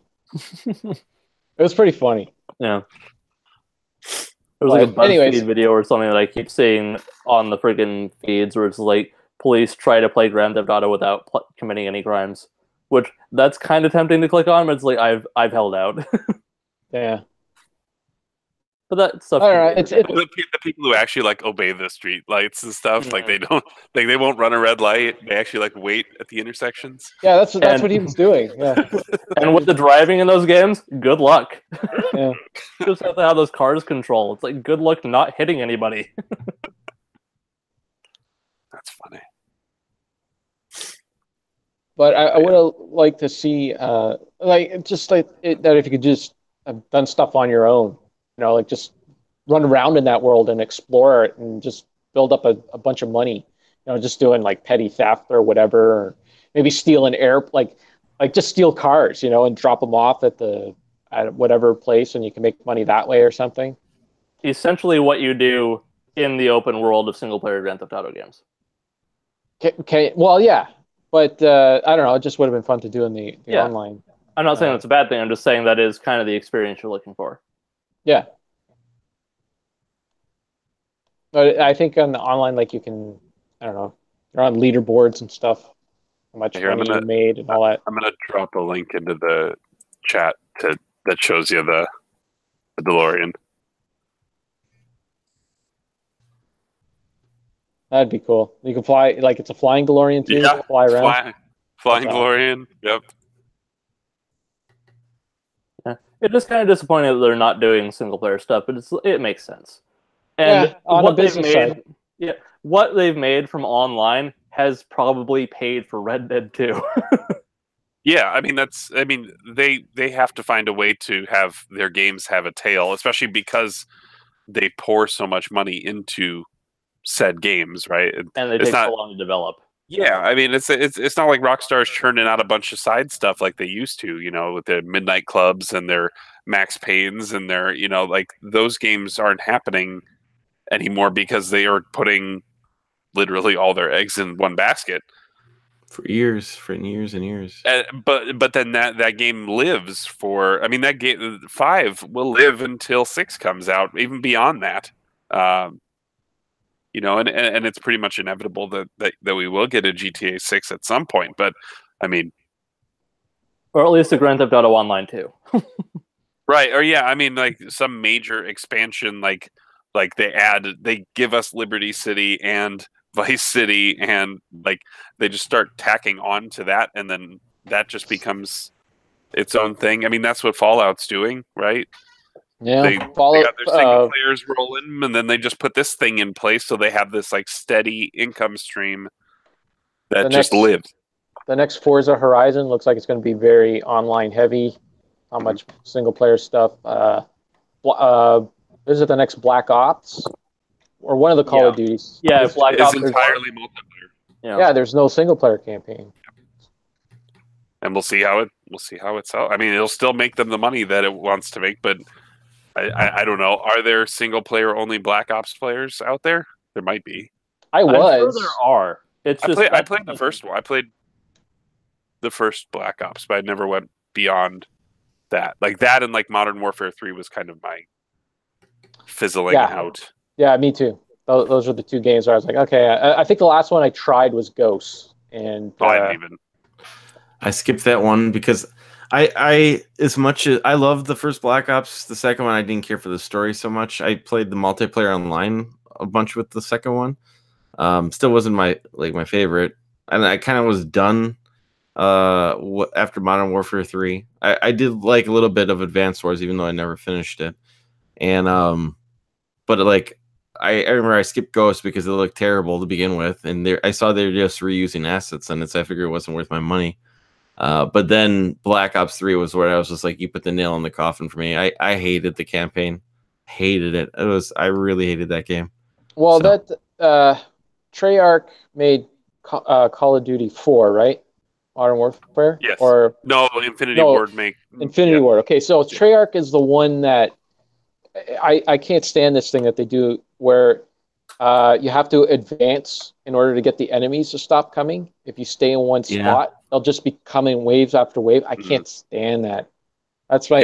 You got to hit the checkpoint to.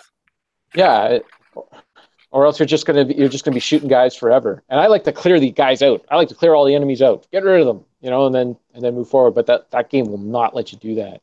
Yeah, it's essentially Gauntlet until you hit a checkpoint. Mm-hmm. Pretty much. Yeah. Well, at least in Gauntlet though, you can go up and knock down their nest, right? Yeah. And stop them from coming. And this, I guess, reaching a checkpoint is knocking down their nest. Yeah. But I don't know. Yeah, but that can be irritating, especially if you don't know that's what they're doing. You're just constantly shooting people until you're waiting to be done. And you're not moving forward. I think the first game I played it was Call of Duty 3 on the was it on the 360? Yeah, I think it was on the 360. Is that the big red one? No, that's one of the spin-offs to 2. Well, there was Call of Duty 3 though, just regular Call of Duty 3 that came out on 360 and PS3. On 360, gotcha. Right? So that was the first Treyarch game I played, and I was at a buddy's house, and there was guys coming over a hill, and I'm sitting there and I'm shooting, and he's like, "You got to move forward, or else they're going to." They're just going to keep coming, and I'm like, no, come on, I got to clear them all out. I was there like for 15 minutes. I ran out of ammo. Eventually, I had to do it. I had to move forward. And then when you went forward, there was just this pile of ammo just standing there, right? Oh, there was everywhere. It's not about how hard you can hit. It's about how hard you can get hit and keep moving forward. Yeah. And then I stopped trying to make that an impression like a quarter of the way through. That was terrible. So then, Black Ops 1, that was the last one. And I was like, okay, I'm off of Treyarch now. I'm not going to play Treyarch. I'm only going to play Infinity Ward games. And so then that was Modern Warfare 3, which was okay, and then Ghosts. I think Infinity War did Ghosts, and I was like, I'm done. I already know where this is going with this dog. This dog is going to die. And it's going to break my heart, so I can't play this game anymore. You can go all John Wick on it. Yeah. If it was John Wick, maybe more people would have liked it. Well, there's that. But yeah, yeah. I mean, it's interesting that they're trying. You know, they are trying to do the like. They did World War II last year. Now they're back to covert ops stuff this year, and then I assume I don't know what they'll do after that. I'm sure we'll get our announcement at the Game Awards or something. I'm totally out of touch. I thought the World War II one hadn't come out yet. That was last year. Yeah, they did theirs last year. Then this year, Battlefield is going back to World War II, but they did World War I the year before. That was another game I tried. I tried starting that one up, and it was free. I liked Battlefield 4 because that was one of the launch titles on the Xbox One. Single player was all right. It was short. They had the Levolutions, right? Where like you trigger this thing and the whole, this water tower busts down and knocks over a bunch of the levels entirely different now. So basically like a fighting game where you punch to the other arena. Kind of, yeah. I mean, it was you do enough damage on this thing and then it collapses and now you're into phase 2. It doesn't have to happen, and in fact, there were matches where it didn't happen. But usually, if the matches went long enough, eventually something like that went down. But it would, change your sniper nests and things like that would be different after it. Suddenly you have more close quarters, or like depends on the level, but the levels would all kind of do that. It was interesting. I'm intrigued to see what this one does. More so than I am with Black Ops, just because I'm so disconnected from that franchise, which is it's okay. We're allowed to move on from things, right? We don't. I played it once, so I have to like them all forever. Speaking of moving on from things, should we do pickups, or did anyone else have anything to say? I don't want to stop the conversation if you want to keep going. I really should leave. I should have left about 20 minutes ago. I'm going to be stuck in construction traffic now, so. Okay. I also one thing, just because it was related to the previous topic, just as a thing. Did you pick up God of War? No. Oh, that would have been perfect when it was new. But Battlefield 1. Oh, there you go. I'm not super familiar with the franchise, but I liked what I played of this when it was on free, so I decided to grab it. Anyway. Also, that's my only game I picked up, so you can leave now. Okay, cool. All right. Bye, everybody. We'll see you, Kevin. Bye, Mars. Right. Bye, Mars.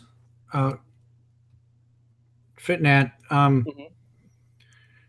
where did you buy that game, new or used? Used. It was on sale on Xbox One for Canadian $7.80, so probably like $5 US. It still is. For like the next 6 days, I think. Okay, good. And 12 or probably 10 for the complete edition. I think there's single player content DLC for that, but I'm not sure.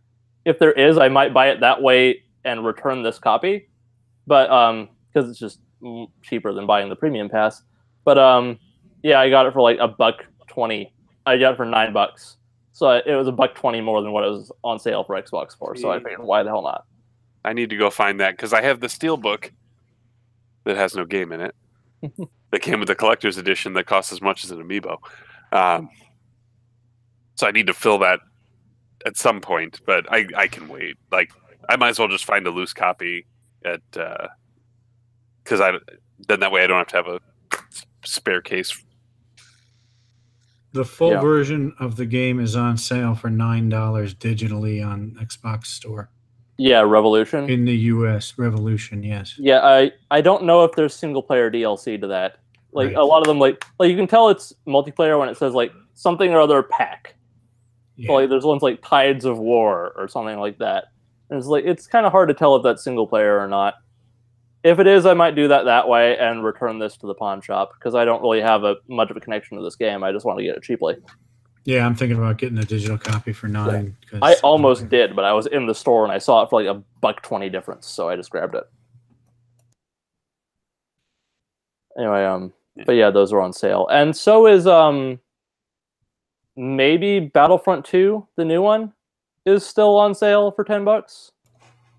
That's worth it, even if you just want to play the campaign and a little bit of online, because that game's good. I have my issues with the campaign of Battlefront 2, but it's good for $10.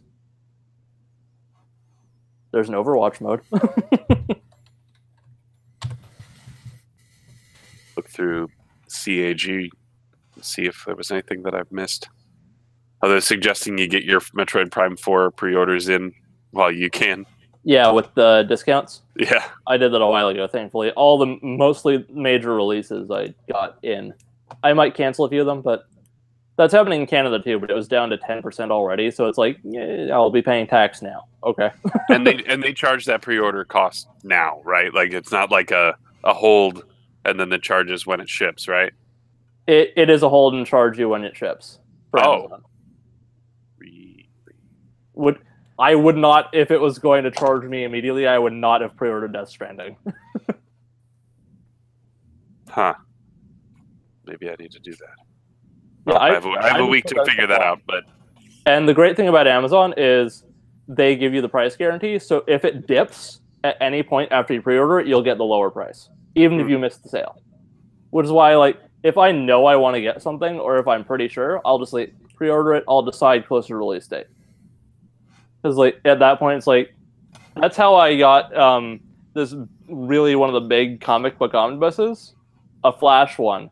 I pre-ordered it so soon before it came out, because I stumbled across it, that they didn't know how much it was going to be yet, so they just had a placeholder of $50. It ended up being 150, but I got it for 50. Wow. Oh, I should point out the Game Pass deal that's going on right now. $2. $2 gets you 1 month, and then the second month is free. So effectively, effectively 2 months. That's a weird way of saying that, but it's still a good deal. Yeah. The question is, sorry, what? I was just, what they do is they get your money right up front, and then they give you a month where you're not used to seeing a charge. Okay. So maybe you're less cognizant of the date of the third month. Yeah, maybe there has to be some kind of logic built into that. But my question about $2 for 100 games, right there. Yeah, my question is, can you get that if you're already subscribed? If you are already subscribed, no. It's specifically for people who are not subscribed currently. How late do you have to get on that?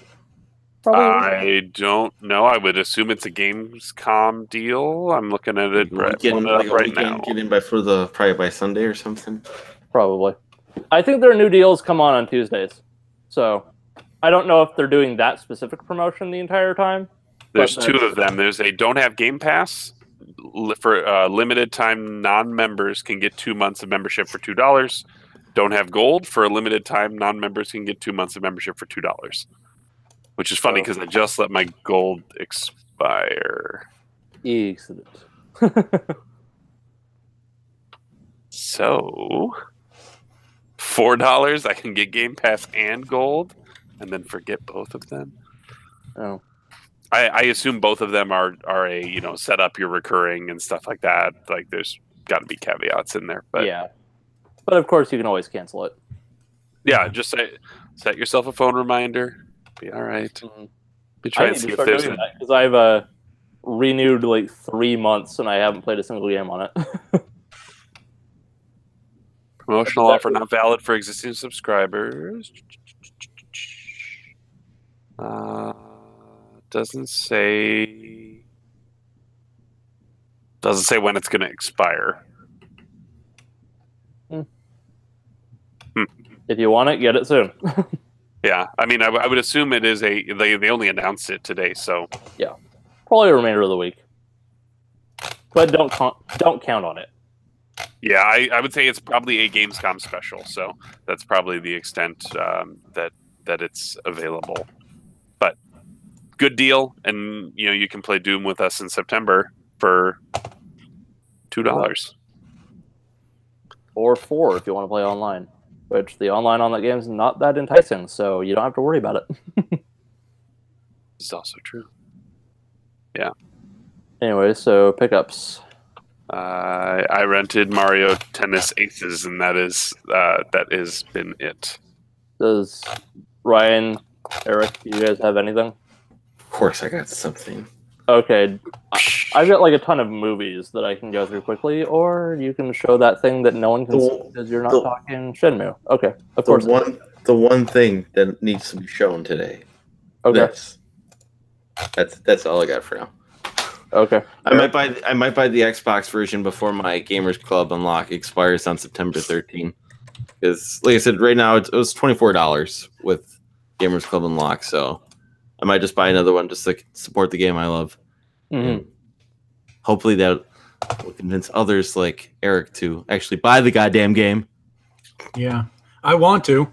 They're just Chris will be laughing at this in about 30 seconds. There it is. Oh, I forgot. I did stop at a store and get stuff, but it's not notable. So there it is. Okay. Oh, No, okay, I got my shop. I went and got Burger King for lunch. That was Yeah, my that's right. pickup. Oh yeah, it was great, wasn't it? You can argue what's notable or not about my pickups. I've got a ton of stuff, and I'm probably going to show all of it. So my they do that 5 things for $5 table at my local shop, and I was looking for something because I had one of these guys, which is like this punch card has 6 punches on it, which means I get 20% off of something. And I went there. I'm like, oh, there's got to be something, and I couldn't really find anything. I looked at their retro shelf and everything, and there wasn't. I didn't want to just throw it away for less than $60 worth of a game. So I went and looked at their table, and there were 6 NES dust sleeves and 4 Super Nintendo dust sleeves. So I picked those up. And then they were doing a buy 1 figure, get 2 figures free on Disney Infinity characters. And then they were $4 a piece. So I got 3 Disney Infinity characters for $4 for my son. And we don't even have Disney Infinity, but now he's got a Buzz Lightyear, a Jesse, and a Stitch that just hang out in his room now. So, and I might go back. I might go back for more because I don't know if that is a good price or not. But usually, when I would see them at Goodwill, they're more than $1.30 a piece. Yeah, that's a good thing about those. They can just be nice little figures. Yeah, and they're solid. They seem to be solid enough, as long as they aren't busted when I purchase them. But yeah, and then if we ever decide to go get Infinity down the road, then there were a bunch of Star Wars ones too. Like I thought about the lightsabers. Well, yeah. But yeah, like the Toy Story ones were for sure. The Monsters Inc. ones, I may go back and get them because for $4 for 3 figures, that's. What other figures of that relative quality can you pick up for that much? Yeah, that's very true. Very, very true. And to answer Chris's question in the chat, I still have my Elite Pro until November 11th. So, which doesn't do me a whole lot of good on new stuff, but at least, I don't know. It's not like I should be putting money aside for Portland right now and not putting money into new or used games, but whatever. Less things you need to buy at Portland. Yeah, that's true. I need to start looking at my list. I was actually starting to think of what I'm looking for at PRGE video. Anyway, Eric, did you pick anything up? I'll show one thing that I got. It came in the mail today. And that is Best Buy was doing this normally $70 game for $20. Ooh, gold edition or silver edition? Gold edition. I asked online if I should get the PS4 or the Xbox One. Everybody said Xbox One, but I got the PS4. It's not like the progress carries over, so it doesn't really matter. Well, I like to keep the series. It's just my ways. I keep the series on the same system, and I don't know. I maybe regret not getting the Xbox One, but now the game is back up to 70, so I won't be buying it until it goes back down to 20 minimum. Yeah. I've got the first one Maximum. on PS4, so I can see what you're talking about with that. Yeah, that's it. Yeah. Probably I'll never play it, so it won't matter. It's all theoretical. Well, they did take out the microtransactions, so. Okay. And the first one, have you played the first one? Nah, but I do have it. You should play it. And keep that sealed. Play the first one. See what you think of that one. If you don't like it, try and resell the other one while it's still relatively worth money. Good idea. Return it. Yeah. Okay. Just don't sell it on Amazon. Yeah. Why? Oh, it's not Bethesda. Never mind. You'll be all right. Yeah. Oh, I kind of had to catch up to that joke myself. sorry. I would. What? Yeah. Okay. Well, you can. I'll look into it and figure out that. Give the first one a go. If you don't like it, you can still sell that one for quite a bit. Cool. But it's a good game. I need to go back and finish that first one. Yeah. Anyway, I guess I'll do my pickups kind of lightning round them. I went to a pawn shop as evidenced by the only game I picked up because I just happened to be there. It was National Thrift Store Day when I went. I found nothing at any of the thrift stores I checked. It was really annoying. But I'm going to start with this pile, just lightning round these action movies I picked up. But I just found a ton of movies I was looking for or otherwise just interested in. These are all Hong Kong action movies. Not all Hong Kong, but like, you know what I mean. Martial arts movies. The Raid 2, Flashpoint, Fearless, Fist of Legend, Hero, and Ninja Assassin. This one I have no idea about, but it was free, so whatever. Isn't Ninja Assassin like Wachowski brothers? I don't think so, but it's funny you should mention Wachowski brothers. Or siblings, now. Speed Racer. Nice. But, McTeague. James McTeague. yeah. For Ninja Assassin? Who did V for Vendetta? That's who he did. Okay. I don't have any idea about that one, but it wasn't on Netflix when I checked, so I got that. But on a completely different note, for superhero movies, this is all pretty much actually two more action movies I'll just show separately. Unaffiliated action movies. Following up from my previous pickups, the fourth Rambo. So I got all of them now. I literally thought to myself when I picked that other one up, I'm like, if I walked into the pawn shop, I'm sure they'd have the fourth one, so I don't need to get it on Amazon. Is that the director's cut of that one? Yeah, it is. Nice. Yeah, that's the version I was specifically looking for. And on that same note, Escape Plan. More people need to watch this movie. Maybe not the second one. Apparently that's terrible, but this one's really good. I think the second one might be on Netflix, actually. I don't know, but it's Dolph in the second one, which is really unfortunate that it's bad, but I'll watch it when it's on Netflix. But yeah, if you're not familiar, Stallone and Schwarzenegger break out of a futuristic prison. It's awesome. And I don't want to spoil it. I was almost going to spoil the movie here. Yeah, I don't remember enough details to spoil it, but it's a really fun movie. It's not like the highest quality action movie you could see, but it's pretty fun. Well, the details is that Stallone is the guy prisons bring in to break out of prison because that's what he does. He's a master, prison breaker. Yep. Anyway, Yep. I think that is on Netflix. But carrying on to the other movies I showed, Speed Racer. This one's a couple of these are like buy a couple, get another one free. This is one of the free ones. X-Men Origins Wolverine. I'm just filling out the ones I'm missing. Iron Man 2, so I was happy to see that. Original Superman. And perfect timing on this. I had no idea the 20th anniversary was coming up, but Blade Trilogy. Ooh. So I'm looking forward to watching all three of these again. The first two are good. Yeah. I Especially- grabbed the third one because, like, I'm getting a couple of these free, and they were $5 a piece. Oh, Triple H is in the third one. They're like $5 a piece, and like buy four get a fifth one free. So more than I wanted to spend, but it's still a lot of good movies for cheap.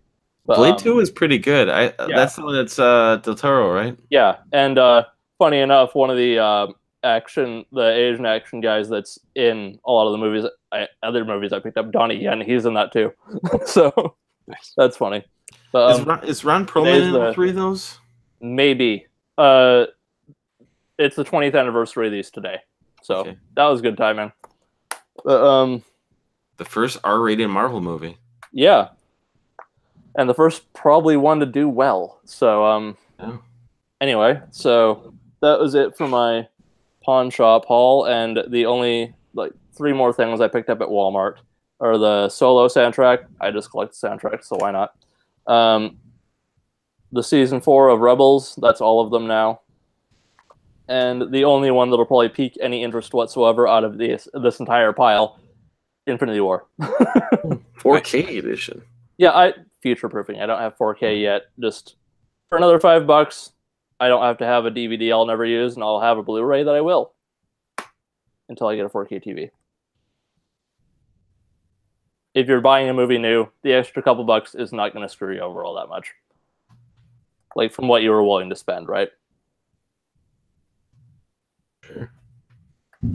That's just my logic. The last one I bought on the DVD Blu-ray combo pack was Guardians 2, and I immediately, like, after watching it, I looked at it, I'm like, why did I buy this? Why didn't I just spend the extra couple bucks to get the 4K one and future-proof it? It's like, because I'll never use this DVD. What the hell was the point? Anyway. So that was all the stuff. They gotta have, like, I imagine that, Disney's on top of it, but the first 10 years of Marvel, like, all the movies like in a box set, Yeah, that would be nice. Maybe with the conclusion of what happened with the next, Yeah. Avengers movie, and like, boom, here's your first chapter, if you will, for the Marvelverse, because then you can say the next phase. Yeah. Boom. Like, here's the end of these Avengers. Mm-hmm. We don't know what's going to happen to them again, but I figure, especially how things left off, it's just like they're clearly setting this up to be like the swan song for the original team. Yeah, I have that same feeling too. Which is fine. Not all of them want to be doing all of these forever. In comic books, you can always do anything in comic books. Yeah. How did this person come back to life? Well, this thing. There you go. There are a lot of things for that stuff to be undone in Infinity War. We found a new stone. Yeah. That's not happening. But I know. They already showed a couple stones being used in specific ways that give you some hints. Mm-hmm. But yeah, I actually watched Infinity War the other night again. It was much better the second time. Just because I think the hype was a little bit lesser over my mind on it. Good times. To walk on eggshells for a year now. Mm. Well, less than a year. Less than a year. Yeah. And of the movies in that pile that I showed, for like just in general, like if you have any interest in like martial arts movies, I think both the Raid movies are on Netflix. If you haven't watched those, go do that. Like if you've seen Dredd and you like Dredd, go watch the Raid. It's Dredd, but way better. Because Dredd ripped off the Raid, essentially.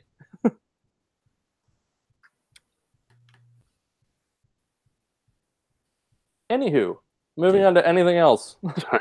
Well, D23's in a couple days.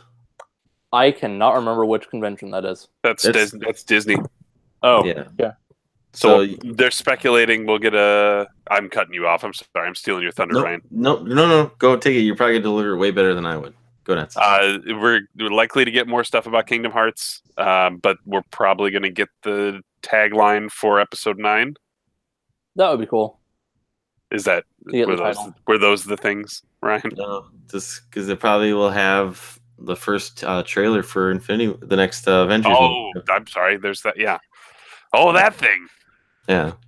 That might happen. I feel like it's maybe a little too long to wait between the trailer. I feel like the longer that they can hold off on putting out the trailer, the better. Like if they waited and like put the trailer at the end of Captain Marvel, that would be cool. That would be gutsy, but that would be... Well, you might get a Captain Marvel trailer too. I think that's more realistic. That's way more realistic. And I'm more interested to see that, honestly, because we haven't seen anything about it.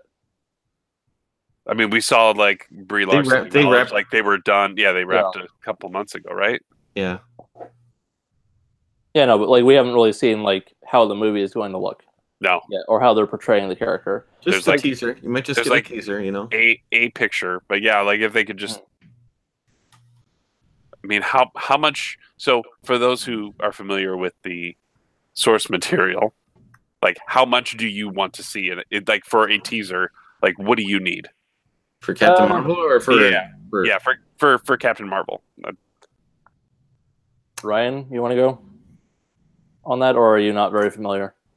To be honest, I'm not very familiar, but I love Brie Larson, so I'm like we're already like coming into this movie with an open mind. It's kind of like with me, like with Guardians of the Galaxy, how they've earned my trust. I knew nothing about Guardians of the Galaxy, and I went into that movie, and it's one of my favorite Marvel movies. So it's kind of like I'm like, okay, let's see what you got. I guess I kind of just want to see her in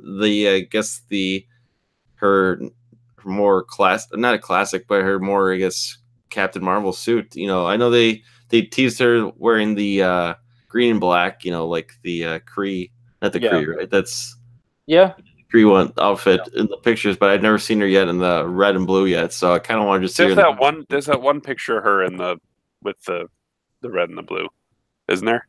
There's like a picture. I think it was like a cover of something. I will find it. Cover. But either way, it is interesting that they gave her the other colors for like the original Captain Marvel or whatever, like literally an alien. Marvel. Who I think's being played by what's his face? Wasn't the guy who played? I think so. I think Jude Law is right. Yeah, that was rumored. I don't know if that was true, but what I need to see from that movie is just basically the same thing I need to see out of any of these movies. Just the origin in an interesting way. Keep close to the character as you can. The portrayal of the character is going to be interesting because that character has gone through a lot of changes in the comics in recent years. Just in terms of like, it's really an issue of how she's been portrayed, especially since specifically like after the Civil War movie, they did an event in the comic Civil War 2. And it was like, that event sucked, but also really damaged the character of Carol Danvers, Captain Marvel. There you go. Hold on a second. There you go. I think that's been photoshopped, though. I think really potentially it does look good. It's just basically color swapping the outfit she was wearing in the other pictures we have gotten.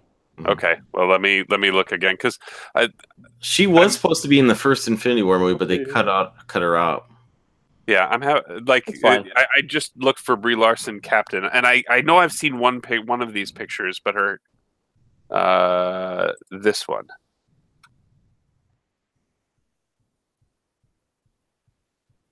Which one? Hold on.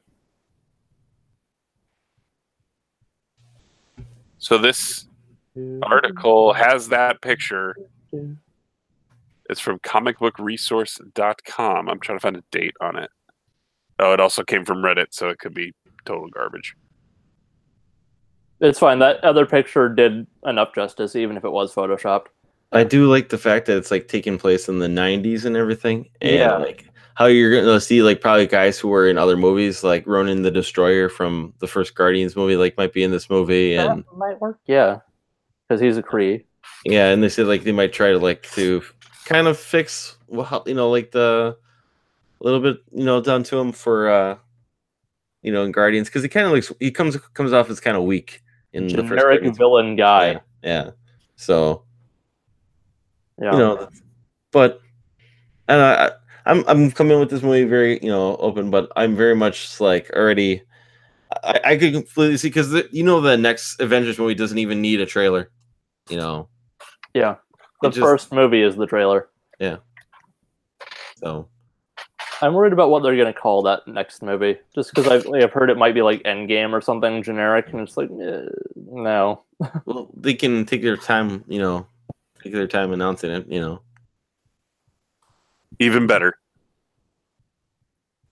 Oh God. But the thing is, that is part of an event that like had sequels to it, or adapting an event that had sequels to it, and where they did have like different Infinity something. Where like the original one was Infinity Gauntlet, and then the second one was Infinity War, and or the third one, I don't remember. But then there was Infinity Crusade, and they've done Infinity. Is that when it gets all like weirdly religious? Is that what that one's about? Potentially. Well, they found a way to squeeze Wolverine into it on the second or third one, so maybe that'll happen. Did you? Carol Danvers actually does have a history with the X-Men and Wolverine specifically, so that could be a way for them to bring the X-Men in early on too. I don't mean to change the subject, but we're still this is just kind of related with Marvel, even though it's not Disney Marvel, it's Fox Marvel. I saw something, I think maybe yesterday, about like maybe it's like bonus stuff with Deadpool 2, or it was basically, I guess, like designs from Tim Miller, who was the director for the first Deadpool movie, like the designs and layouts of like what they had planned for stuff in Deadpool 2. It's not in the movie, but they wanted Fantastic Four in it. They wanted Fantastic Four in it. But my favorite, I think, joke I heard about it is that they wanted Chris Evans to make an appearance and be like, "Oh, this is perfect. We need a leader," and then he comes and says "Flame on" or something like that, and then like disappears or something like that, flies away. And I thought that was funny. So, for those who are not aware, he plays Human Torch in the Jessica Alba Fantastic Four movie, the mid-2000s ones. But I don't know. I thought that was interesting because I saw the designs too for the Fantastic Four and they looked okay. So. Yeah. Also, just on the topic of Fantastic Four, just for a video game relation, just to mention it offhand, there is a Fantastic Four game on the PS1. No one ever mentions it. Is it any good? No, but they should mention it at least. You play as She-Hulk in it for some reason. I was gonna say, isn't there like a movie adaptation of the Fantastic Four for like the PS2 and Xbox? Yeah, I have that one. It's also not very good. And they even did one for the Silver Surfer one. It's like, so if you want to play a good Fantastic Four game, play the Ultimate Alliance games. So, and then you get bonuses if you play as all 4 team members together. Yeah. Also, I should say they allow you to play as She-Hulk in the PS1 game because she was a member for a while. I think the Thing was like off in space or something due to one of the crossover events. That was an 80s thing. I don't know if she was still part of the team in the 90s. None of these games feature Herbie the Robot either, so that's a travesty. About Herbie the Love Bug. That I made a deep cut in like the 70s, freaking like. I made a deeper cut into the 50s. Fair enough. So like, at least people have heard of that. No one's heard of the robot that replaced the Human Torch in the new Fantastic Four cartoon that looks like a Hanna-Barbera thing. Gotcha. I found another picture. Okay. That actually looks like a set photo. Mm-hmm.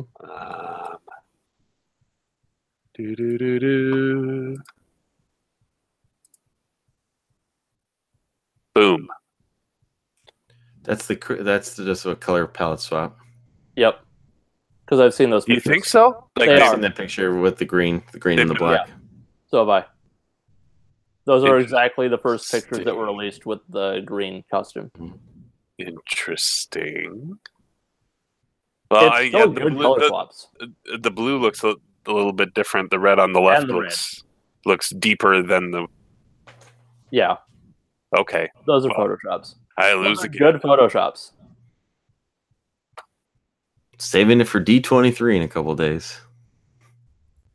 I think they stream it. I think, I don't think it's like Comic-Con where they hide it off. Like, I think you can actually tune in and watch their big, announcements. Let's see. Yeah. I hope they go with the Captain Marvel from the more popular series from 4 or 5 years ago. I don't remember the name of the writer on that one.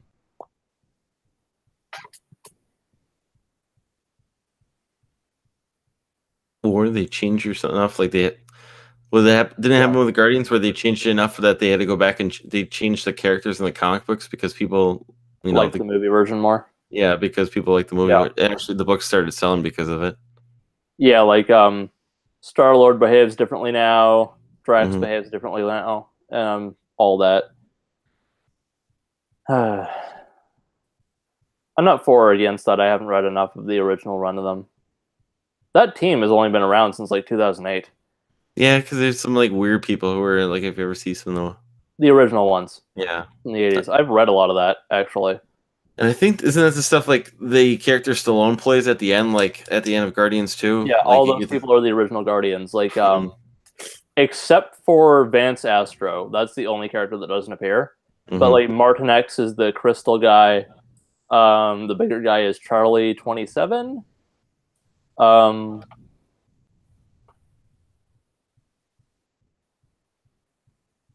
Names. I can't remember names. Something like Star somebody was Stallone's character. Hey, you've named enough, you know. Yeah. But it's like tall guy and yeah. something girl. Yondu is the only original Guardians member that is a main member of the cast for both films. But that's where he comes from. The funny thing, though, is all the Guardians that we're familiar with are like B or C or D list characters from like old like horror anthologies and pulp stuff from like the 60s and 70s that just were like in almost nothing. Like Groot was in a horror anthology for one issue. And they brought him back for Guardians, and Star-Lord was like a kind of Flash Gordon, Buck Rogers type character, I think. So yeah, they just took all these disparate, barely used characters, and it's like, team! But it worked. But that only happened in 2008, so yeah, those are newer characters in terms of that context than people are familiar with. Chris has got a question here in the chat. Talking about it, Blake, because they said they're talking about rebooting Blade right now. R-rated superhero movies in the bank. They do have the license back for him. Marvel does? Yeah. They got him back at the same time as like Punisher and Ghost Rider. Both of which they've used since then. I think it would be interesting, but not enough Sony's gonna be running this crappy Spider-Verse without Spider-Man in it. I think it'd be interesting if you did a story with him and like Morpheus, you know. Blade would really fit with the Netflix team, though. Yeah. And Moon Knight too. Yeah. But I think Feige, like I've heard him said twice, like in an interview now, that he would love to do a Moon Knight movie. But the thing that's weird, especially about the Netflix shows, they called it the Defenders. When I think two of the characters in that were Defenders in the comics, but for a very short time. But the funnier part about that is the core three members of the Defenders are in the films. Yeah. Strange. And two of them, Strange and Hulk and Valkyrie. Yeah. So it's like the best part about that is like if they tried to do the B team on there, they would have to call it the Champions. is Silver Surfer in that too, or is it Namor? That's or are they both in it? One of those teams or the other. Yeah. But like the Champions were even the more B tier team. It was like after X-Men got canceled, it was Iceman and Angel, and they had like Ghost Rider and Hercules, and it was a really silly thing. But I think it would be funny like if they had to bring in like a team of heroes that are not the main team to save the day or help the Avengers, help the main core Avengers in the next one. They could have like Captain Marvel be with like Ant-Man and Hulk and Doctor Strange, and they could be the champions, and they could actually play We Are the Champions as they enter. That'd be funny. I'd still like to see it it doesn't sound like it's going to happen anymore. I would love to see like the Marvel TV universe like somehow like come a part of the Marvel movie universe. Like it's rumored, but I don't think it's going to happen. Like you have Charlie Cox play Matt Murdock in the Black Widow movie with their little history, you know, or you know. Sorry, Yod. No, it's just like little stuff like that. I think would be interesting, or even have like him in the Spider-Man movie for like it won't be I guess this one because it seems like the next one's going to be mostly in Europe or something like that. Yeah. But like I don't know, you can have Peter Parker get arrested and Matt Murdock be his lawyer or something like that. That's all I want. All I want is for him to walk into the room and be like, "I'm his lawyer." Yeah, that's all I want. Because he defends the poor, and Peter Parker has no money. That would be, I think, be awesome. Superhero community guys. But that's all I want is just little stuff like that. Lawyer. You don't have to, and maybe have if you ever just had like what's his face, Vincent D'Onofrio have like Kingpin on the television screen, like they're walking by, you know.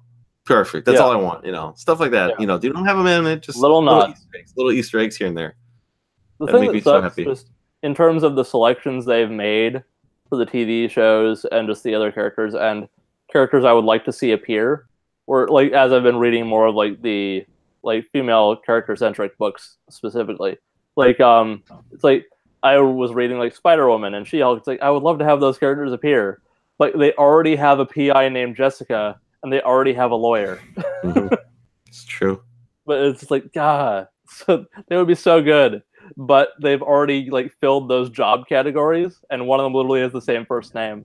So it would be a terrible time to do it. And it's like, that sucks so badly. Let's call one of them Jesse. Yeah. There you go. Jessica Drew, Spider-Woman, even appears in the Jessica Jones comic, Alias, the original one, for a little while. Not in superhero garb, but still. Yeah, just kind of a thing that a little bit of a coincidence, but a big problem in terms of introducing those characters on TV. Who watched the trailer for Iron Fist Season 2? I did not. I did. What'd you think, Ryan? I like it. Definitely looks like they addressed the fighting, at least from the trailer cut. Did you watch Season 2 of Luke Cage? Yep. Yeah, what do you think of him and that he guest appears for like an episode or two? I like what they did. I hope it does well because I don't. The first movie seemed like the first series. I could see the potential. It just it seems like they very rushed, and it seems like they didn't have much of a budget. Yeah, so. Low budget, bad writing, bad directing. The first 2 episodes specifically were infuriating. Yeah. Of Iron Fist. It's like he approaches every situation and does the opposite of what you would logically do. Well, because Danny Rand's not stupid in the comic books either. He kind of comes off, and he's not stupid, but he just keeps on like saying stuff like, and people are like, okay, I was trapped in Kunlun. Yeah, everyone's like, yeah, okay, sure. Surprised that you're in a mental hospital by episode 3.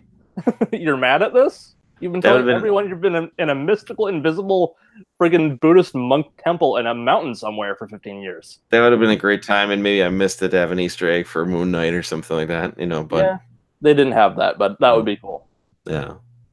Little things like that, then you're like, hey, that's a payoff right there. But, no, it seems like... It's kind of like that with Luke Cage Season 2, when, he even just kind of starts saying that, they're like, enough, that's enough of that, buddy, Because I think when he walks in... Defenders, where Iron Fist started becoming good when he met Luke Cage in Defenders. That show had its problems on its own, but it was great, because Iron Fist meets Luke Cage and he starts doing his spiel, and Luke Cage is like, "Stop with that shit! You're stupid! You're being an idiot." I would like to see them return the favor and have Luke Cage be on this season, but they said I think he's not going to be on this season too. So I'm like, well, they don't have to connect them in every season. No, but that's eventually I would love to have just a Heroes for Hire season or something. Yeah, and they even have at least they have Misty Knight in it.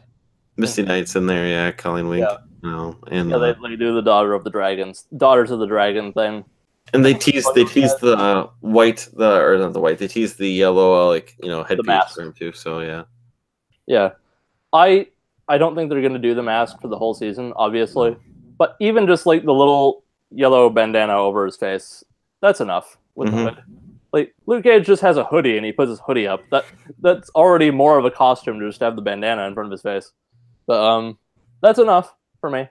But I like the callback to the masks. The callback in season 1 sucked so hard because it was just this. Okay, see Eric.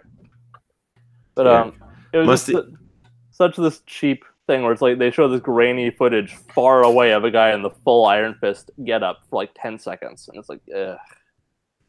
Anyway, I'll stop with the rant there. Go ahead. Sorry. No, I was gonna say I don't mean to change the subject, but I know I was talking with you earlier about it. I still haven't had a chance. So did Gamescom officially start today, or is it yesterday? So no, Gamescom officially starts tomorrow. There's been some keynotes, Nvidia did a keynote yesterday. I haven't watched it, but then Xbox did a 2-hour Inside Xbox today. and because I was homesick, I got to watch it. So on the Discord, I actually went through and grabbed all the bullet points that they went through. A lot of console bundles, and with the exception of one of them, it's just a box variant. Really? Yeah, except they have the games in them, right? They have a digital download of the game. All of them are digital download of the game. That's fine. But the one that isn't is the Battlefield 5 one, which has a gold. It's gold to gray, like a gradient across it. I don't think there's any Battlefield branding. I think it's just a color variant. That one looks kind of cool, but nice. I'm interested in the Tomb Raider one. It would be appropriate for me to get the console upgrade with that, since when I got my Xbox One, my original Xbox One, it came with 1 and 2, and those are digital anyway. So I don't think these bundles were going to be out by the time I purchased mine. The Tomb Raider one would be in a couple weeks, right? Yeah, but my offer ends on the 28th of this month. Oh, well, yeah, then I don't think any of these are going to exist at that point. The two I see, according to GameStop's website, and right now it looks like there's only 2 options, is NBA 2K19 and PlayerUnknown Battleground. But maybe I could sell that game back to GameStop if I get 2K19. If it has a physical game, that's the tricky part. Is that all of the ones they announced today are come with a digital copy of the game. But yeah, they showed off some new Design Lab controller options. There's a do you want me to run through this stuff, or do you? Sure. You were leading into some other question, weren't you? No. But before, I guess, because if anyone's tuning in, what I'm referring to is GameStop has a deal at the moment where it's you trade in your original Xbox model, and you get $200 credit towards an Xbox One X. If you trade in a PS4 base model, PS4, or an Xbox One S, you get $250. I think for Switch 2 is the same exact thing. You get $250. And if you trade in a PS4 Pro, you get $300. But I don't think the only thing is that standard one I have is a 1 terabyte console, and I think they're accepting 500 gigabyte terabytes. They are terrible, but whatever. 500 gig model, 500 gigabyte model is what they're accepting. So maybe I can sneak into that S, get $250. I don't think I can bundle. I have a base PS4 too, and I don't think they're gonna let me do both. I think it's only, if I read the print right, I think you can only do one bundle. I can't double stack and only pay a couple bucks for a Xbox One X. So it'd be awesome if you could. Yeah, it'd be awesome because I'd be like, I'll just take these 2 and I'll walk up the door with that. Thank you. They're doing an equivalent deal here, which is tempting. Mm-hmm. But I usually do when I upgrade my consoles, I give the original one to my mom so she can play whatever the newer games are. And I have had a friend reach out to ask me if I was willing to sell my PS4, my standard, because his son wants one. So I'm leaning on just doing that then too. Just, he's a good friend. So like I said, I rather just give that to him and then get rid of the original Xbox because I'm not going to need, original Xbox. So. But I am going to need an expansion on my hard drive here. Yeah, the fact that the X's aren't 2 terabytes by default is kind of annoying. Mm-hmm. Considering the size of the, Anyways, Musty, can you please read off what you were going to read off there before I stopped you? Yeah, I didn't watch the thing, so. Okay. Well, then let me just run down the list. So they started with Hunt Showdown, which I brought up earlier because Kevin watched the PC showcase, which is it's cooperative, squad. I'm already out. Monster hunting. I'm way out. But it's in the south of the it's interesting. It looks beautiful, but it's totally not anything that I'm interested in. PUBG version 1.0 is coming to Xbox on September 4th. So all the enhancements, maps, and this new war mode are all going to be in that. There's a PUBG limited edition controller, which actually has grip on the triggers. So the triggers have some texture to them, which is unique. And there's a blue the blue ring is around the left stick, and there's little touches to it. The new design lab options. They showed off customization that you can put for your company in Battlefield 5, so your team of people. They showed off 3 bundles, and then that gold to gray gradient Xbox One X. State of Decay add-on, which is a Horde Wave Siege defense mode. Up to 4 players, new weapons and gear. That's September 12th. Forsaken Shores for Sea of Thieves is September 19th, which happens to be Talk Like a Pirate Day. So it's like a separate where you actually have to actively choose to go into this other world, but it's like volcanoes, and so the world can change. The islands you're on can suddenly be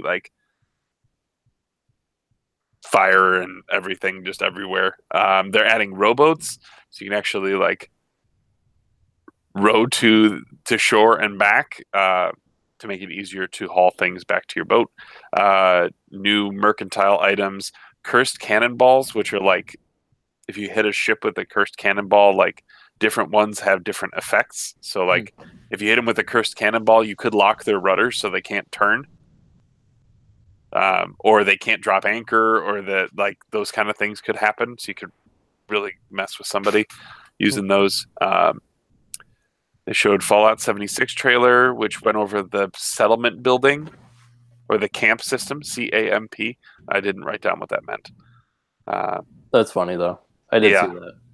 So beta in October to anyone who's pre-ordered, digital pre-order or in-store pre-order. And then there is a Xbox One X bundle for that standard appearance on the system. So all the bundles for the rest are it's a box variant that includes a digital copy of the game. Yeah. There are 5 games coming to Steam and physical PC is what they said. I think they said physical PC, but it's Recore, Super Lucky's Tale, Disneyland Adventures, Disney Pixar Rush, and then Zoo Tycoon Ultimate Animal Collection. Wow, they're really pushing those last 3, aren't they? That's right. They showed Ori gameplay, including Spirit Trials, which are it's a leaderboards type speed run against a ghost type thing that happens in the world somehow. They didn't show too much of that. There was some gameplay for Metro Exodus. They showed the trailer for Life is Strange Season 2. September 27th is when that episode 1 is coming. The DMC trailer, you gotta watch it. Isn't it just it's 15 minutes of gameplay, right? No, there's a different one they showed during the presentation. There is a 15-minute run of gameplay, which is awesome. Because that's what I saw. There's a shorter trailer that they showed during the event.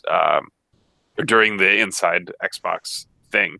But the funny thing is that they left the mics live when the trailer started, and you heard them say the release date before the trailer started. So I was like, oh, March 8th.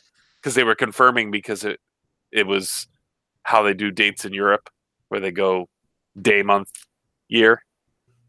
So they were looking at it, is it 3/8 or is it 8/3? They were confirming it was March. So March 8th is when DMC5 is coming.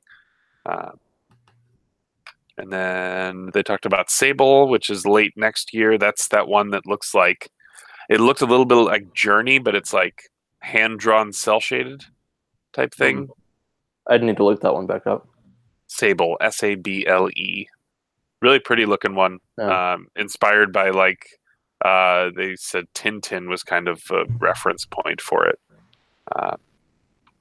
They showed off the behind the scenes and build video for Halo Fireteam Raven, which is that arcade game. I still don't get what that is. So it is a gallery shooter, 4-person think. Have you ever played like the Jurassic Park, like where you climb into what feels like a Jeep and you each have a gun on it?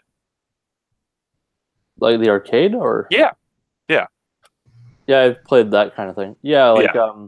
So Halo Fireteam Raven is a 4-person game like that. You each have your hands on a turret, and it's a light gun. It's light a gun light style. gun. It's just Yep. first person. You're just aiming where you're in a static area, and the enemies are coming in waves. Yes, Okay. that's that sort of thing. It is a story that plays as a side story to Combat Evolved. Okay. So like you're on the Pillar of Autumn while Chief is doing his thing. Like you get the call from Keys that they're going to threat level alpha, and like so like you're doing your thing while that's happening, and then you're on the ring, sort of helping. And sometimes I think your path. I don't know that your path actually crosses Chief, but you sort of see the effect of Chief, is what they were saying. But it's like a 45-minute experience in its entirety. But they showed the build video of how they like conceived this whole thing and then putting it together and machining all the parts and things like that. Like it was pretty interesting. Master Chief Collection is coming to Game Pass September 1st. With the major update, which is better matchmaking, 4K HDR support, custom multiplayer game browsers. Yeah, so apparently everything they've been working on to fix the matchmaking on that is supposed to be repaired for anyone who has the game or anybody who has it then through Game Pass. Yeah. Good thing they're doing that at the same time. Yeah. I think that's why they waited.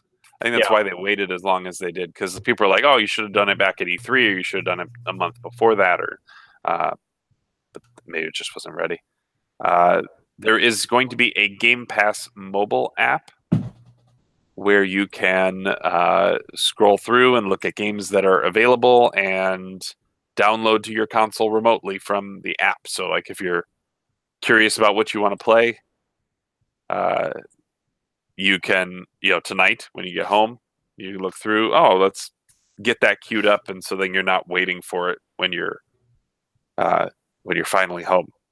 Yeah, I like doing that on like I don't do like the auto download thing, but I like just when I'm not in front of the console, browsing the PlayStation Store on the app on the phone. And it's bothered me that you can't do that on Xbox.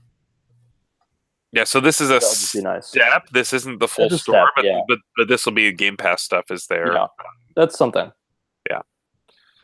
And they showed a trailer for DayZ, which is coming to Xbox Game Preview next week. And then trailer for Division 2. There was trailer for Shadow of the Tomb Raider, which they showed the Warriors trial, it's like a super challenging deadly tomb type situation. They showed this like turning, like almost mechanical, but it still fits in the whole like Mayan like technology that they would have had to make something like this work. It looked pretty crazy, but they've added full swimming which also adds oxygen management and some obstacles and things that you need to worry about while underwater. There is a Xbox One X bundle for that as well.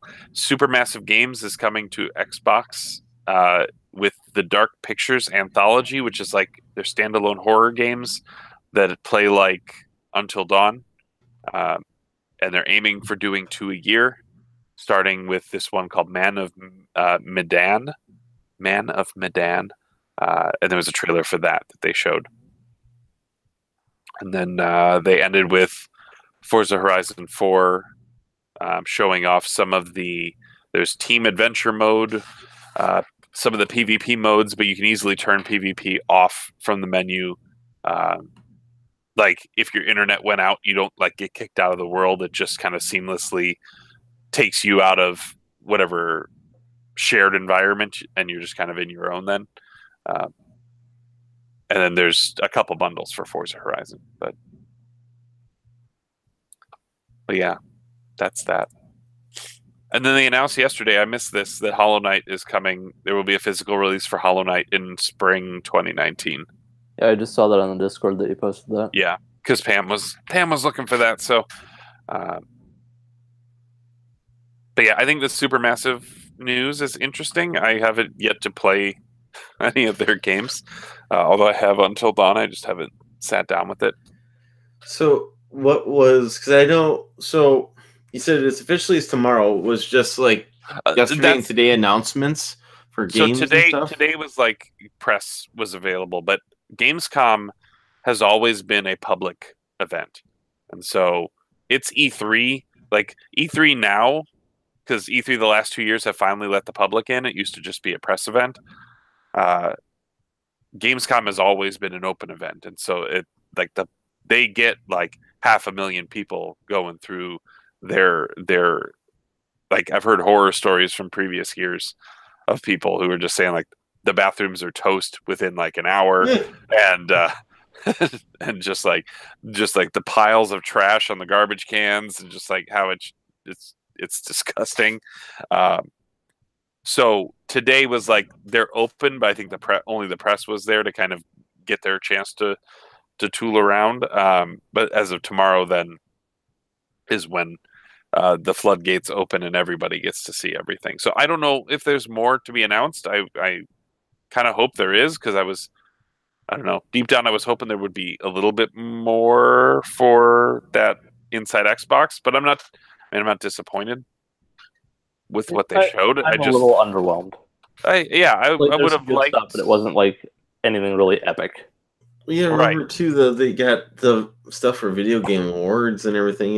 They got their more announcements for games coming out in December. Because that's December. So granted, this is August, but you just did E3 last month, right? Was it, or is June? It was June.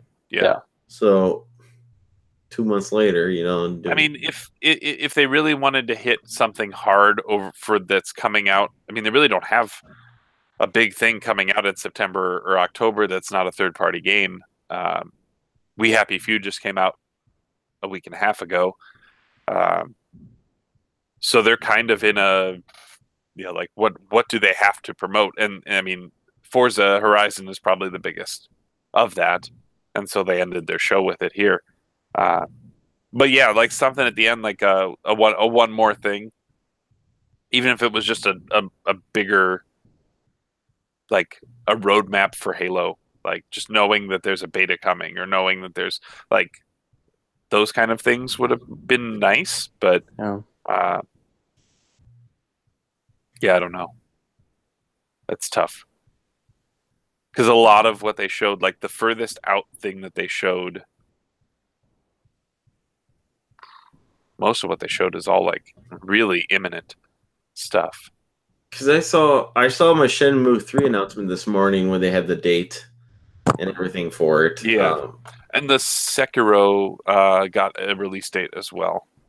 So that's what I was just generally curious. I'm like, is there a schedule for any of these announcements? I'm not sure on that. I mean, obviously they're in their time. So when we wake up in the morning, I think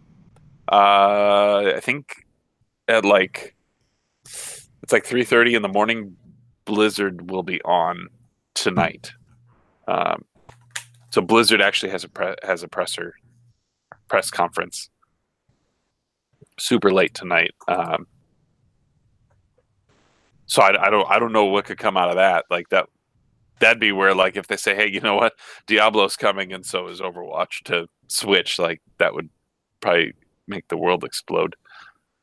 Oh, for some people. You like it, don't lie. Would my mind explode about Overwatch coming to Switch? Probably not. No. It'd be a cheaper way of playing online, but yeah, that's true. You'd probably play against more kids, so you'd probably wipe the floor more. I would be happy, but I know it'd probably be $60 off the gate, and yeah, I would probably be at a $30 max where I want to buy it again. Where I'll be like, okay. So that's kind of where I'm at with it right now. Where I'm like, But like if Nintendo really wanted a value buy for like, here's a reason to have multiplayer on Nintendo. Digital only, make it digital only. Don't need it, to waste any money because the game's online anyways, online only. So digital only, and here you go. It comes out on the day that our online comes out. Boom. Boom. Did you see that the physical release for Diablo 3 on Switch won't require any downloads? Oh, that's good. Yeah. Nintendo Life posted that like 2 hours ago, but I'm only just seeing it. The Spyro got the bump. Yeah, hopefully that means all the games are on the disc. See? My speculation might be right. I really hope that's the case. This is cool. Alternate cover apparently for Shenmue. You want this cover? Do the old flipperoo. What's the other one? Yeah. So it's Shenmue 2. This is like the poster for Shenmue 2 right here. Sure. On my pinky. And that's the first game right there. Yeah, I thought that was the first game on the... But does the other side have like I haven't seen the other side yet. Turn it over. That's what I wanted to see. Okay. Gotcha. But I wasn't in present mode, so that's why I was making the noises. I don't like what they do with the... Like, just a minor gripe for me with the swappable covers. I don't like that they don't have the console symbol on the spine. Yeah. That's why I don't do it. Yeah, same here. Exact reason. Because like Horizon was the same way, right? I think so. Doom's the same way. Yep. Unfortunate. Actually, a little while ago, I saw the first time I've seen that done for a dust cover of a book. And I happen to have it right here because the book's upstairs that the dust cover's here is a Star Wars Last Shot. They have a Han cover as the main, and then they have a flip. You can do Lando. Oh, that's kind of cool. Yeah, but it actually has all the text on both. Yeah, that's the other thing. I get that the alternate cover is like it's a departure from what it normally would be, but then you miss all the text on the back. Yeah. I'm not missing the text on the back, but I missed the spine thing. Well, just for my own self. I wouldn't say I've been missing it, but yeah. Because like the BioShock Infinite was that way. Like the backside had the like songbird. There was like a red and black like silhouette kind of songbird cover to it. I don't have that copy anymore.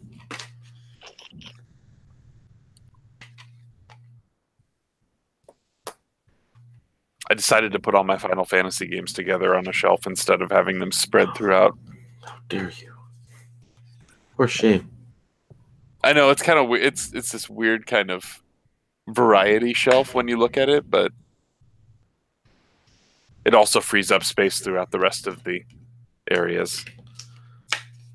I've debated because I had an issue once again with Best Buy with pre-ordering a game. And it came with Shenmue today that I pre-ordered a couple weeks ago, and I went to go pick it up today. Oh, what's your name, sir? Oh, I'm blah blah blah. And okay, well, what are you here for? PS4 game, Shenmue. Okay, and you type it in, and sure enough, according to their paperwork, says it's pulled and ready to go, but it's not there to be picked. It's not there. It's not on their shelf. Here you go, customer. And get the manager over here, and he says, "Well, that says it's been picked, and it says waiting to be picked up." And I was there for 20 minutes waiting to get someone to come over with another copy and say, "Here you go." So it got going back and forth. They couldn't find the one that was already picked and put away for me. But it always seems to happen with those games that are, I guess you're not sure, not your non-Call of Duties, your blockbusters. That. Yeah, not the top 5 releases. Yeah, the games that, Spider-Man, I'm not gonna have to worry about this because Spider-Man, they're gonna have a gajillion copies all waiting up front. Well, here you go, perfect. But I remember this happened for Nier. This is like the third time it's happened, and it happened for another game too, where I pre-ordered a game and I went up and picked it up, and what do you have? Oh, we have to go to the warehouse and get another one off from the back. Like my pre-order, they just took my money and didn't do the pre-order. They didn't pick it at all, so they accepted my money. I have a problem with that. So now I'm debating calling their customer service tomorrow and complaining. So I didn't have time today. Take a pre-order. It's actually keeping the pre-order. Yeah.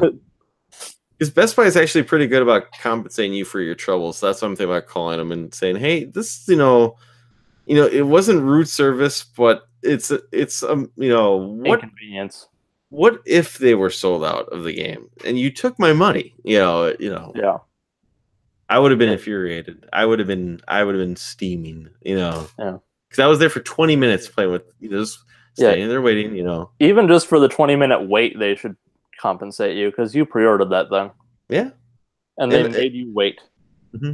If anything, they should have realized it right away and just got it right away. If it's not there, go get another one out of the warehouse and bring it up front here. Yeah, it's not your job to wait for them to fix their mistake. Yeah, they just kept going. The guy just kept looking back at the wall like it was mysteriously gonna appear. Yeah. And the guy's like, the first thing the guy says to me is when he first was like, "Oh, it's not here," and he goes, "I don't think the game came out today." And there was already one for in-store pickup, so someone went online, ordered the game, and it was waiting to be picked up with the person's name, and it was right behind him. I was like, "It's right there," and he's just like, "Oh," and then sure enough, there was another copy that was in the G's. If you ever see Best Buy, they put, if you buy a game or pre-order, they put it by alphabet by your name. Yeah, people like to mention the customer is always right thing, but whenever you get into one of those situations, the customer is always wrong. Like you are always wrong. Oh, I don't think it came out today. Maybe you came early, and it's like, nope, you're just an idiot and don't know what you're selling. I just pointed out, like, it's right behind you, buddy. It's right there. And then he's just like, oh, and he just, Dope. And I was just like, I know he apologized. He said sorry, but I have a big problem. It's not him, because it's a teamwork thing, especially if they said, and they all fucked up. So I wasn't happy with it. The fact that they're it says it's pulled, ready to go. Well, where is it then? Where is it? So, the little things you put up for just so you don't have to, so you can save a couple bucks when you go to Best Buy, So I don't know. I might complain just to get something. Seeing as all my Gamers Club Unlocked is coming to an end, so might as well stick them one more time before I leave. Might as well go out throwing punches. Yeah. Amazon's good about that too. When you have like even a minor inconvenience, like they give you $5 to go away. Well, now, did you hear their changes? Yeah, like they're getting rid of the 10% or 20% discount. Yeah. 20 in the US, 10 in Canada. Oh, it's only 10 in Canada? Yeah, it was 20 before, but now it's only 10. So it's like the difference for me now is like, okay, I'll be paying tax now, I guess. So they're stateside. It's like they're doing Best Buy's routine, right? Where you put you get a $10 reward certificate back. Yeah, that's what it is now. So for every, I assume that it's not just the pre-order; it's the actual fulfillment of the pre-order is probably when that comes out. That's how Best Buy does it too. Like you have to wait. You have to wait a month, so you can't just return the game, and collect your $10. And also, it's a select list of games now too. I believe Amazon has a select game, so you can't just pre-order any game and get the money. Because originally Best Buy, when they had the first start of the Gamers Club Unlock, any pre-order game you wanted, $10, and then they switched it to select games like your Red Deads, your Spider-Man, something like that. They know it's going to be like your Call of Duties, the one where they know they're trying to get you in to choose them over your Targets, your Walmarts, and whatnot. So.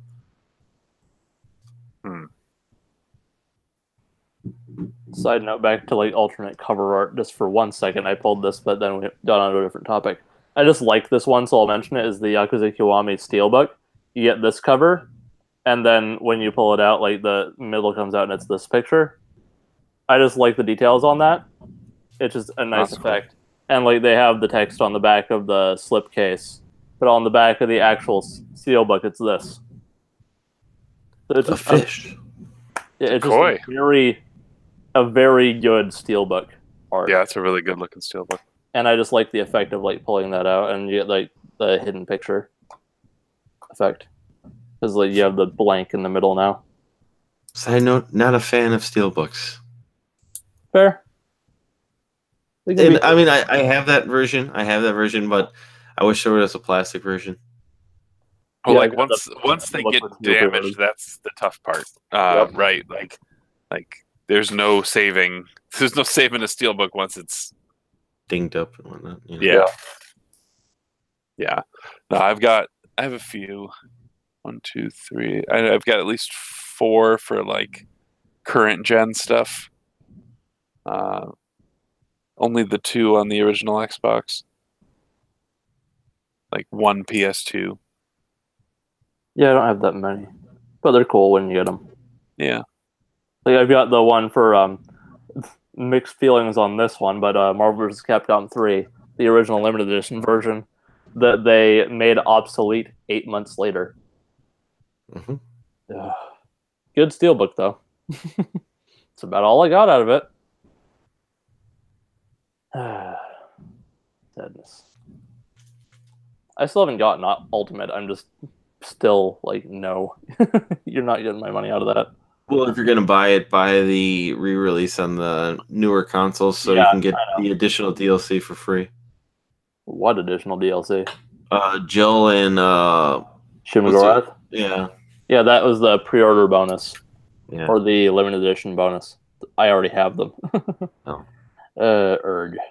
But all the characters they added in Ultimate, nope, don't have any of them. End rant. No, that's fine. It's a good rant. Classic. That's when Capcom was starting to really make everyone mad with their games. Yeah, we've kind of come back from that a little bit, but there's still people affected by that. Like they followed that up, or it was right before, like with the Legends 3 thing. Like, that was really close to it, I think. Yeah, that was not a good time for either fans or the company.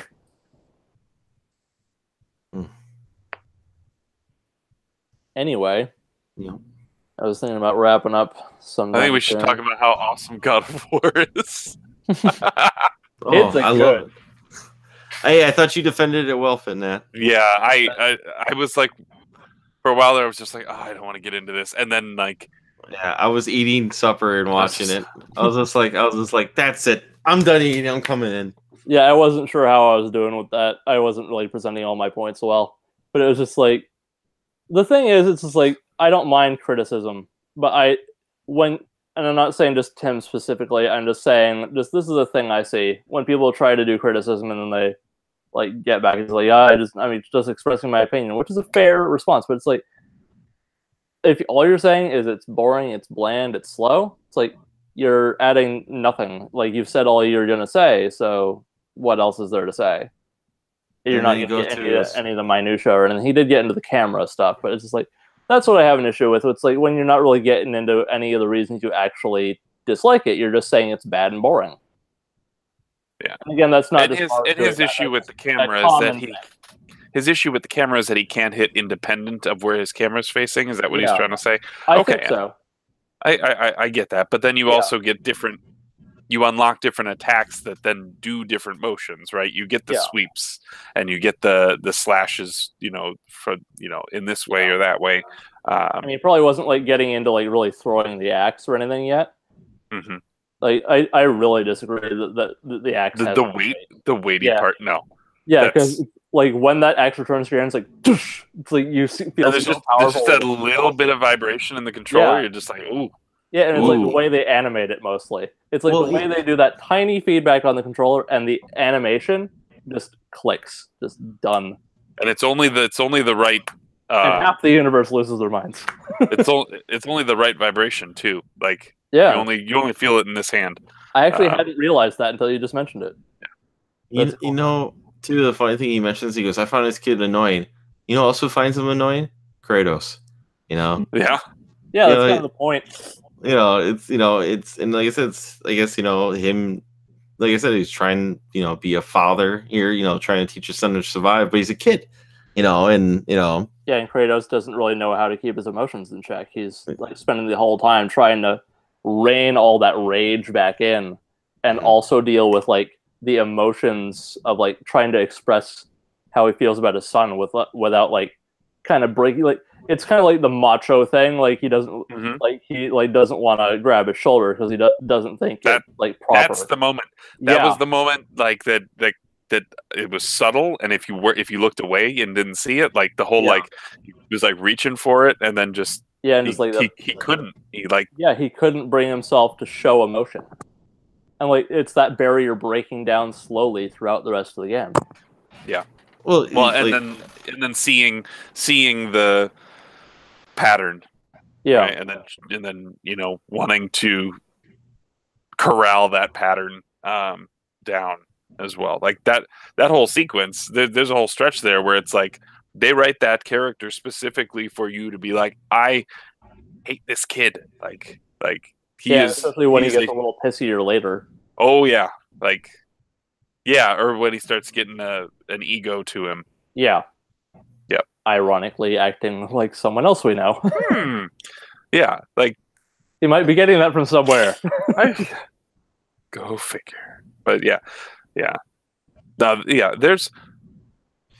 It's hard to argue against that when we are sitting in a position where we have seen the whole arc. Yeah.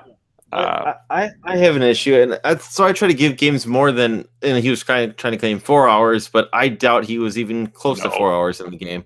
From what he described, where he was last at, he was more. It was only probably about 2 hours into the game, where I'm just like, I'm like, I don't think you were very far in the game, and I can't give a game. He didn't get to the second troll, so the second troll happens before the boar.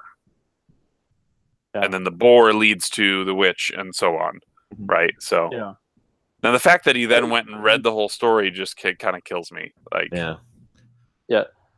I have to see what I'm missing, so I go to the end. We're trying to crap on his opinion or anything, or undercut what he was saying earlier. Like, well, he's not here.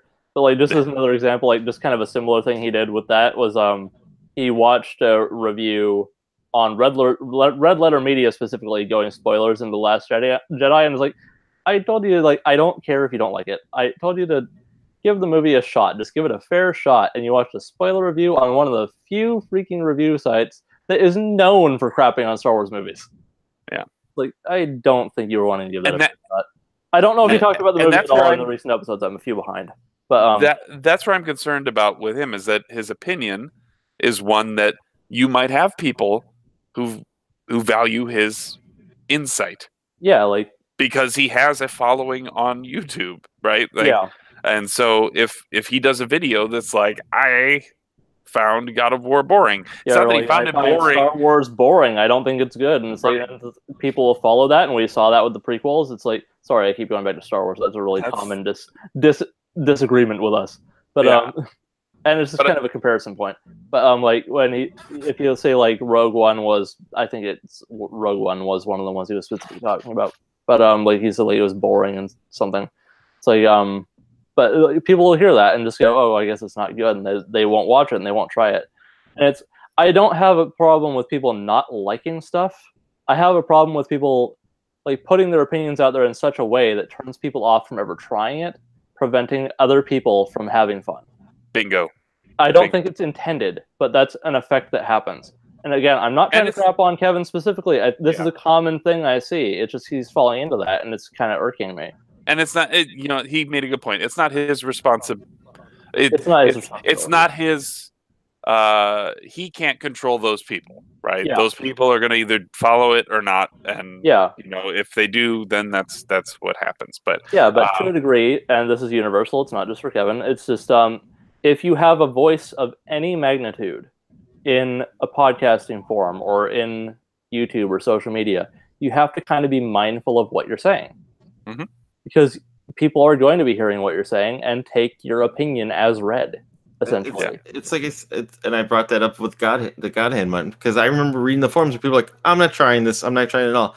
And I understand maybe not buying the physical copy because that's quite expensive, but it was a fun game. It wasn't great, but it was fun. And if you read, majority of people who played it were like, yeah, it's fun. It's fun. But if you read reviews, there's a lot of people saying, I'm not going to give this game a try, in the forums for that point in time. And I remember I had a beef with Kevin about that, because I was just like, hey man, you're killing people from playing the game of the club now, because you didn't like this game. You went on this giant rant about how much you hated the game, and now people are not going to give this game a fair, honest try now. You know. Yeah. So that, you know. And that's kind of where my comparison with how I was kind of tackling not enjoying Final Fantasy IV when it was Game of the Month. Like, I was really not liking that game. I tried like 4 different versions of 4, and I just could not do it. And I had serious misgivings with it. But it's like, I know other people love the game. You stayed out of the way. Yeah, I made my opinions known, and I got into specifics, and I wasn't like saying it was boring or shitty or anything like that. And I was just like, I didn't enjoy the game. These are the reasons why. I'm gonna step back and let everyone else enjoy it now, because clearly it's just a difference of opinion with me. I don't think the combat system in Final Fantasy games are good in general, but that's my opinion on it. I'm not gonna try and like make people agree with me on it. It's just a difference of opinion. It's just not a battle system I can get into. But that's just a comparison point. I was specifically targeting Horizon Zero Dawn. It's not a bad game, but I was specifically trying to target Kevin because I know he loved that game. He loved it. It was this game of the year. He wouldn't stop talking about it, how much he loved this game. He 100%ed it. Time of his life. To me, it was very repetitive, and it's not a bad game. It's very beautiful. It plays great. But for me, like, I felt like I was doing the same missions over and over and over again. That was my gripe against Horizon Zero Dawn. Why I didn't see it as great as something as like a Nier Automata or Mario Odyssey or what's called the Breath of the Wild. In my opinion, you know, to me it was below those games basically. But you know, but it was really well received, really highly received, and that was kind of going against his argument basically because he was saying, how can you all these people give this a 10 out of 10 score, a 10 out of 10 score when it's so boring? And like I was like, I don't know. They give this game perfect scores too. You loved it, and I kind of find it boring. So yeah, it's a difference of opinion. But it's just like you can I didn't give up after 2 hours. I didn't give up after 2 boring. hours because the game played fine. You know, it's.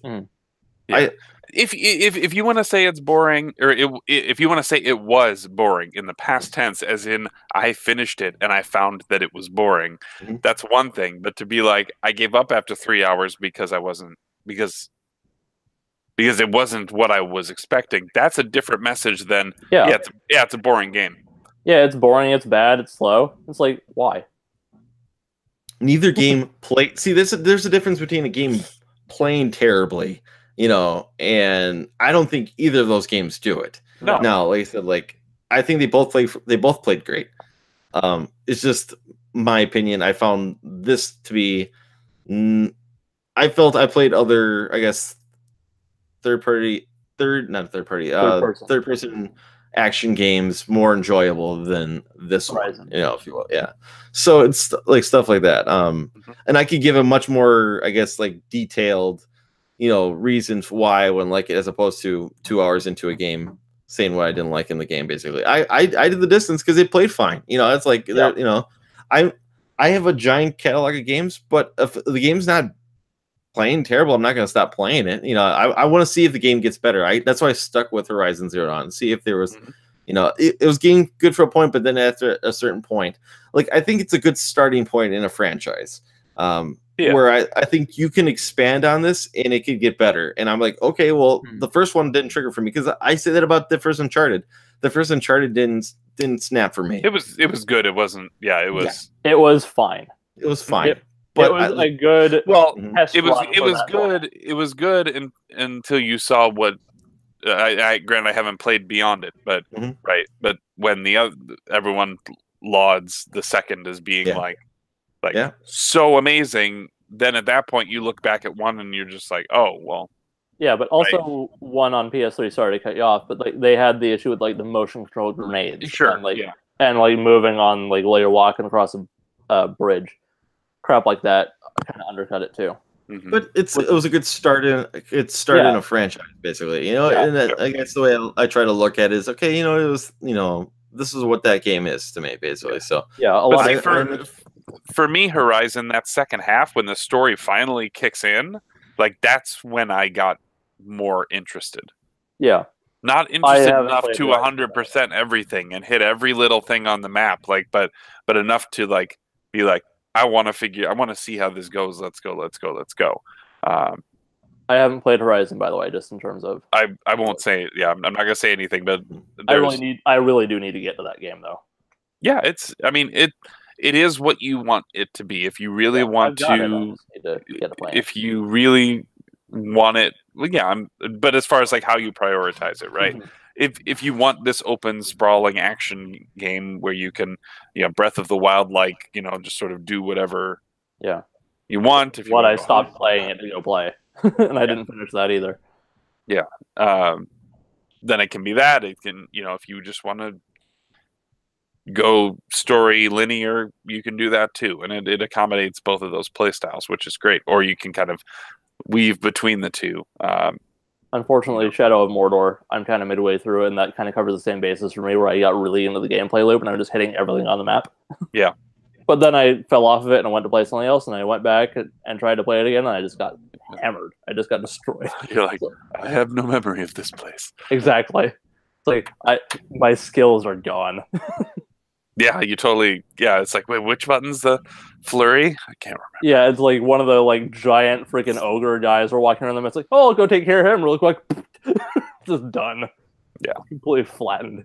Yeah, but I mean, yeah, it's tough to take critique of a game for an individual who hasn't played it enough to really get into the minutia. Right, you haven't even met the third side character. Like, yeah, like one of the key players in the plot. Yeah, right. And it seems like he has he's like, nope, he's like already shunned it because he already associates that this is God of War meets Last of Us, which it is not at all. I haven't played enough Last of Us to even respond to that point, which is unfortunate. But I kind of get it, just kind of like the companion thing and third person. But I mean, that's all I can think of. The thing about both of those games is that your companion, though, like, it's not an escort mission. Like somebody, it's not a hindrance. It's not Resident Evil 4. Like somebody made the comment, is like, "Oh, I didn't expect a parenting simulator." It's like, it's not a parenting simulator. This was somebody else commenting on Kevin's tweet, which is kind of where like me going, "Hey, you putting out this negative energy then causes other people to generate negative energy toward this game when they may actually enjoy it." Actually, that's kind of my issue, is the negative energy around it. It's like, I am totally fine to get into discussions of what is or is not good or perceived one way or the other about a game. It's like, if you're just going to be like disparaging to it, it's hard to have that conversation. Yeah. And you end up getting kind of reactionary, and it's just kind of not fun. Mm-hmm. And it just gives off the wrong message. Like, and then it starts to turn into, finger pointing and a little bit that kind of stuff. But I kind of fell into that in the earlier conversation, which is not something I wanted to do. But it ended up happening. It's okay. I've generally kind of embraced that, what's called the not. If I don't like something, I'm not going to just not talk about it anymore. Basically, it's essentially I've kind of come to that. Basically, I mean, if I'm busting chops with somebody, but like I'm not going to throw giant shade over a thing. I'm just not going to talk about it unless someone deliberately is like, why list me why, and I'll list you why I don't like something. Exactly. But I'll just say this. I'm not even going to say. I'm sorry, I must interrupt you. No, you're fine. I'm not even going to say this isn't for me. I'm just not going to talk about it. That's just my approach going forward. Is that because I want people to enjoy these are. I know people are not going to like this game.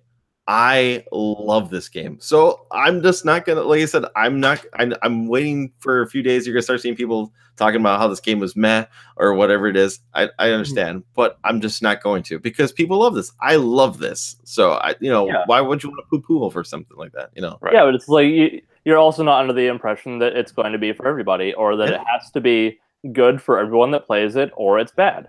People hated this game back in 2001. Yeah. It was there. It was like a completely new thing. Of course they did. So. But I do want to say that like saying something is not for you, depending on how you say it. Like if you end it on like a kind of a tirade on the game, then it's just going to kind of come off like you're just additional disparaging comments on it. But it's like if you say, I did the thing that everyone's talking about, I thought this, and this ended up not being for me. I think that's perfectly fine. I don't think that's really something to rally against. So, like, you totally to say it's something not for you. That's not really something bad to say, I don't think. Well, yeah, like, so I don't mean to lump Yoshi into this, but it's like, yeah, it's like I get that the multiplayer couch co-op game is not going to be for Yoshi. Yeah, but Like- he kind of did the thing with Octopath too initially, where he kind of made a snap judgment. Which is crazy And, because that is so in his wheelhouse. Yeah, Like, and this is not disparaging Yoshi at all, but it's just kinda no, like, I'm trying not to yeah, try not to critique him on this because yeah. I feel like we're kind of edging on that as far as when we were talking about Kevin a little bit, but it's just kind of discussing what we're getting into, what we were getting into earlier, is kind of covering more points. Yeah, it's just kind of hard to for whoever's still here to hear us. Yeah, or watching the archive. It's just kind of hard to juggle that, like making it feel like we're not just talking behind their back, you know? Yeah. Well, they can come watch it if they want to. Yeah, I suppose. But that, yeah, I mean, I think it's a negative energy thing, which is silly. Exactly. But it, you know, that's kind of where I'm at, and I just, yeah. But if Kevin sees this or kind of hears about it in the background of conversation somewhere, it's like, I do want to say, like, I didn't mean to like get like antagonistic at all if I ended up being that way. It's just, it's not like an issue with him specifically, even though I seem to have that a lot just because we just disagree on a whole bunch of stuff. But it's not like an issue with his opinion specifically. It's just like that negative energy thing is just it's so common, and I'm so tired of seeing it. And if you like, you just want to hit like the couple bullet points of like just that basically sum up to is your entire argument, is it's not going to do anything for me. And it's kind of hard to counter that. mm-hmm. You're not getting any details that can be discussed, and it's like, so there's like, you want me to counterpoint you, and it's like, what can I say? You're not saying anything that can be bounced off of, you know? Yeah, it's okay to not like feel the same way about something else, but yeah, like, can you quantify it? And the camera thing was a good point, but I guess I disagree. I don't feel like the camera was. I very much understand how that can come about. The decision to make it like a one continuous shot thing definitely shot the game in the foot in certain sections, like especially for like the way you want to play it sometimes. But I think they handled it well enough. Yeah, and I mean, you could see this. I mean, yes, they took inspiration from other games that have utilized that and used convenient points in there to put you through a sequence of events. A narrow tunnel that then gives you time to load the rest. You know, all the climbing sequences, like in Tomb Raider, were load screens. They were glorified load screens. That's all that was. They were hiding the loading screens. I don't understand why people can't see that. Yeah. Calling back to someone's not entirely specific review at all. Yeah. I mean, yeah. So yes, there are no cuts, but it's not that it's not loading, because a game that densely populated with regards to just stuff to see in the world, is huge. Like not like sprawling so much, but it's huge. Like the amount of stuff, like they really utilize space well in that game. Yeah. Now, had I don't know. I wish I could say to him, get in the boat and throw your axe, and then tell me that you're not on board. Yeah, like get to the open water, do a couple quests. Yeah. Like do the first story thing, kind of get familiar with the area, like an hour or two. Go do a side quest, see how you feel. I want the point where the water comes down. I like that part. I don't remember when that happens, but well, you meet somebody. No, I know that happens. I just don't remember how long into the game play that is. It's like almost immediately after you get the boat. Okay. Almost immediately after you get the boat. From the but he doesn't have to play it anymore to quantify the fact that he doesn't enjoy it. It's just because I also don't know how much longer it's going to take him to get there. Because if he thinks he's played 4 hours, it certainly could have felt like it. Because that opening area is really slow if you're wanting to get into the action. And he could be right. Like with me, basically, I remember God of War 2 going by super quick, and I just checked how long the beat, and he's right. It's about 11 hours, which says it's longer than the original game. But to me, it felt completely different. Yeah, it's pacing. The pacing for me, basically, because I remember it's over right now. But it seemed like I just started this like 2 days ago, and it's already over. We're gonna finish the fight. I don't do many long game sessions. I do very few long game sessions, and if I can beat a game in a couple days, that means that the game's short. I'm not one of those people that puts in 4 or 5 hour game sessions. I don't. I get tired, and I take breaks. And I've always been like that. There's only been a couple games where I actually have not experienced that, where I'll just keep playing for like 7 hours. Like I'll dedicate a Saturday to just playing a game. But that rarely. I haven't done that in years, and I know that for a fact. I didn't do that for God of War 2. So maybe it was 10, 11 hours. It didn't feel like that to me. So that was always my criticism, always been with God of War 2. It felt way too short compared to the first one, even though according on how long to beat, the first one is about 2 hours shorter. So take that in consideration. I don't know. Another thing about the pacing for the new one is it can take way longer or way less time depending on how much of the collectibles you do, or how many collectibles you try and do, or if you're just aware enough to know how to progress. Because my mom started up the game. This is a comparison point for someone else I know playing it. She played up to like just before the boar, I think, but it took her like 10 hours because she just kept trying to get every freaking nook and cranny. So it's like she took a really long time to get not very far at all. It's a very, I found it more challenging than most God of War games.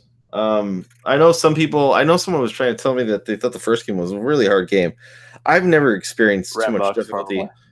The only one I've ever really felt was challenging for the God of War series was Ascension. I felt the difficulty was pretty much ramped up for that one. Otherwise, I always felt the difficulty was normal, even was pretty just not like the progression was appropriate, right? You felt appropriately powered up when you needed to be.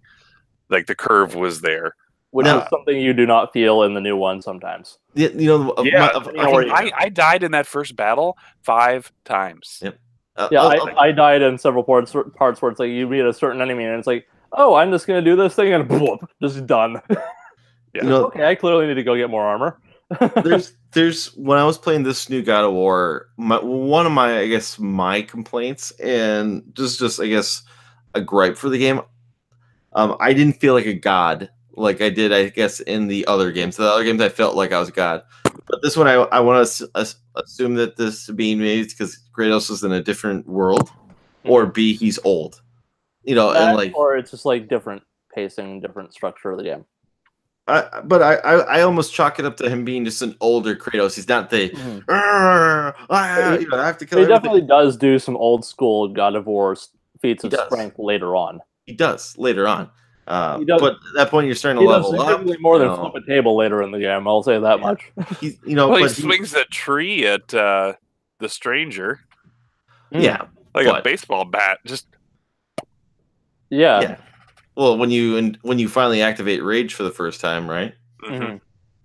I will say it was before that, but yeah, it was right around that time where you have this power. Mm-hmm. Yeah, and they tied that in really well from what I remember, where it's like when you got that Rage meter for the first time, it fit with the story. Like it unlocked in the context of the story, not in gameplay, which was really cool. Yeah. Like you got to the point where Rage activated for the character in the moment, not just on your screen for gameplay. Mm-hmm. So I could see that being a thing for Kevin, because I never felt throughout the entire game that I felt like I was a god compared to the other games. But yeah, but I mean he's been I mean, if you want to think about it, he's almost been repressing this for at least 8 years, right? Because that's about how young. I mean, potentially is longer than that. It could be 20 years. Yeah, you don't know the distance from how. I don't want to spoil God of War 3 for anybody, but you don't know like how that ends until how this begins. Basically, it could be hundreds of years because he's a god, Yeah. Mm-hmm. So yeah, Dad bod, Dad of War, Dad of War, God of Beard, Son of Dad of Boy. Boy of War. Boy of War. I will say one thing that I completely was just a moment of ineptitude for me in the new one. Just maybe I missed the prompt that told you how to do it, or it just wasn't told well. I played the game for like probably 5-10 hours before I realized I could sprint. That was not that was a moment for me where like I am a moron. I'm pretty sure I am they an ultra showed that. maroon. I think they might have showed that in maybe the first or second battle. They might have said like press was it press in R3 to do it or L3? L3. Yeah. I probably just completely and I didn't think about it. It was such a different control mechanism that I just felt like, oh, I guess there's just no sprint this time. Because I couldn't find it, and it's like, oh, I am an idiot. That's funny. That's what funny. do you think of the comparison to like Souls-ish combat that I made earlier? I think that's fair. As I understand that give me God of War difficulty is supposed to be on par. Yeah, I didn't mean in terms of difficulty or anything. I just mean the gameplay inspirations for how that melee works. You hack and you have to do a lot of dodging and everything, you know, and dodging and blocking, and I mean it's how combat should be done when there aren't guns. Yeah. Well, for someone who loves what's called the Dark Souls series, you think you'd get a kick of this, but I guess if they're changing it, like because he doesn't have the chains, okay, that's kind of my theory is he's no longer in that universe anymore. The chains are gone. This is his new. They show you that right. They show you that right out of the gate. He's tightening up his bandages. Yeah, and it's like they give you the mood as soon as they give you the mood for this new game from the menu screen. I said earlier, and every other game you're starting off with this huge, massive battle. In this one, you're starting off cutting down a tree. The music tone is different too, right? Like the intro music is more subdued, quiet, naturey, as opposed to the like war drums and stuff like that from the previous three. Yeah, but it just sets that tone in such a different way. It tells you right out of the gate, this is not the same experience. You're not going to get the same experience here. We're going in a new direction. This is not your Dad of War. Anyway, another thing was the discussion of weight. Another thing I thought about were just the change in gameplay style from the standard hack and slash that God of War kind of solidified, and going into the new style. Did he even press R2? Did he even press R2? Did he? Was he only pressing R1? Because I think it was an R1 and R2 were the two attack buttons. Yeah, maybe it's like a light and heavy. It was the light and heavy. Yeah.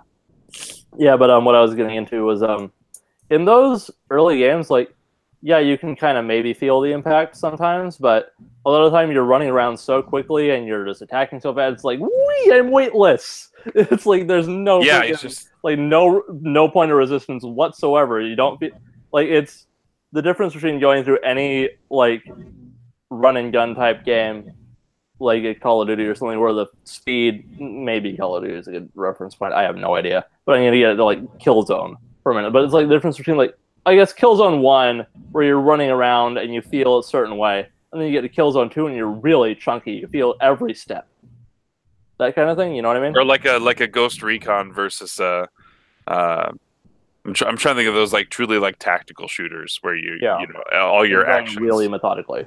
Very methodical, and you have to measure every single move, because if you're you only take one shot, right? That kind of It's not a great comparison, but it's Dark Souls in that way too. I know everyone compares everything to Dark Souls, including Crash Bandicoot, but it's kind of hard to avoid that when they are very much taking the melee combat influence from the Souls-like games. Mm-hmm.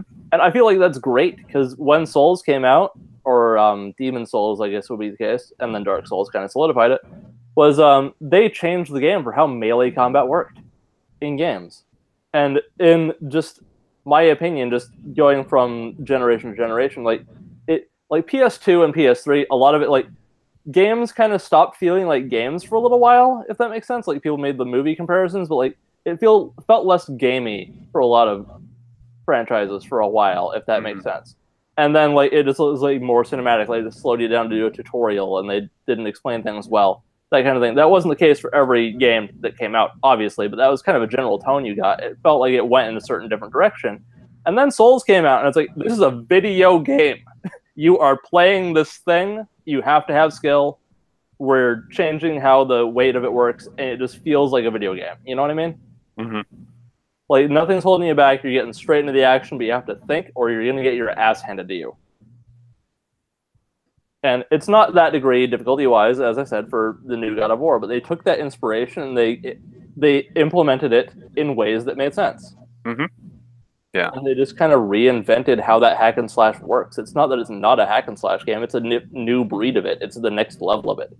Yeah. And that doesn't mean that it needs to replace for all games for all time that kind of Bayonetta, Devil May Cry style. That should definitely be there. But God of War needed to change, and it made that, and it took inspiration from different popular games, Last of Us, Dark Souls, and they took all the things that worked from other games that came out in the interim between the God of War games, and they just made this new great direction for it, and it was fantastic. And they incorporated a deeper story, Yeah, a deeper personal narrative, and yeah, I was going to say there's that, you know, you get something big in the middle of the game, and that the first like fight after that, like it took me a while to get used to that because I had all of a sudden relearned this new mechanic with the axe. yeah. And then all of a sudden I'm like, it's what's old is new again. Yeah, right. Like all of a sudden it's like I need to figure out how this works. Like Yeah, but the way they do that, oh, it's so fun. Mm-hmm. You kind of feel I didn't mind going through that fight like 3 times. No. But the context in which you get that thing. I mean, at this point, are we being over? Like, I don't know who we're being cryptic for at this point. He spoiled what you get later in the game anyway. Nah, I still wouldn't do it. But okay, still, for the nobody that's watching this far into the stream. But, people, you'd be surprised people do go back and listen to Yeah, I know. But like it's laid in. Yeah. But anyway, when you get the thing at that point in the story, yeah, you kind of feel bad for enjoying it so much. Just do the context of it. Mm-hmm. Yeah. It's like I feel kind of terrible, but I'm loving this. Yeah. You know? Yeah.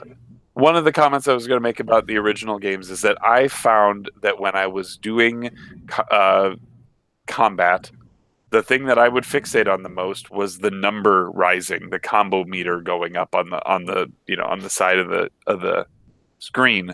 Yeah. And so I felt no weight in the blades swinging around or doing the like whoosh, where they like cross in front of him and stuff like that, because it was just about like there's no weight to it.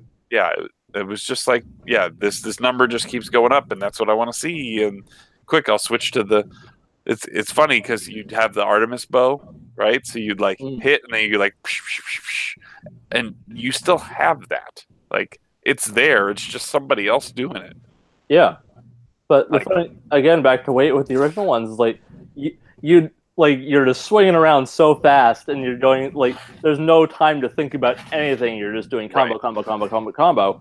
And then it's like you need to dodge, and you just hit the right stick, and you're like, "Wee! I'm going over here now." It's like you're just moving so quickly with so little weight.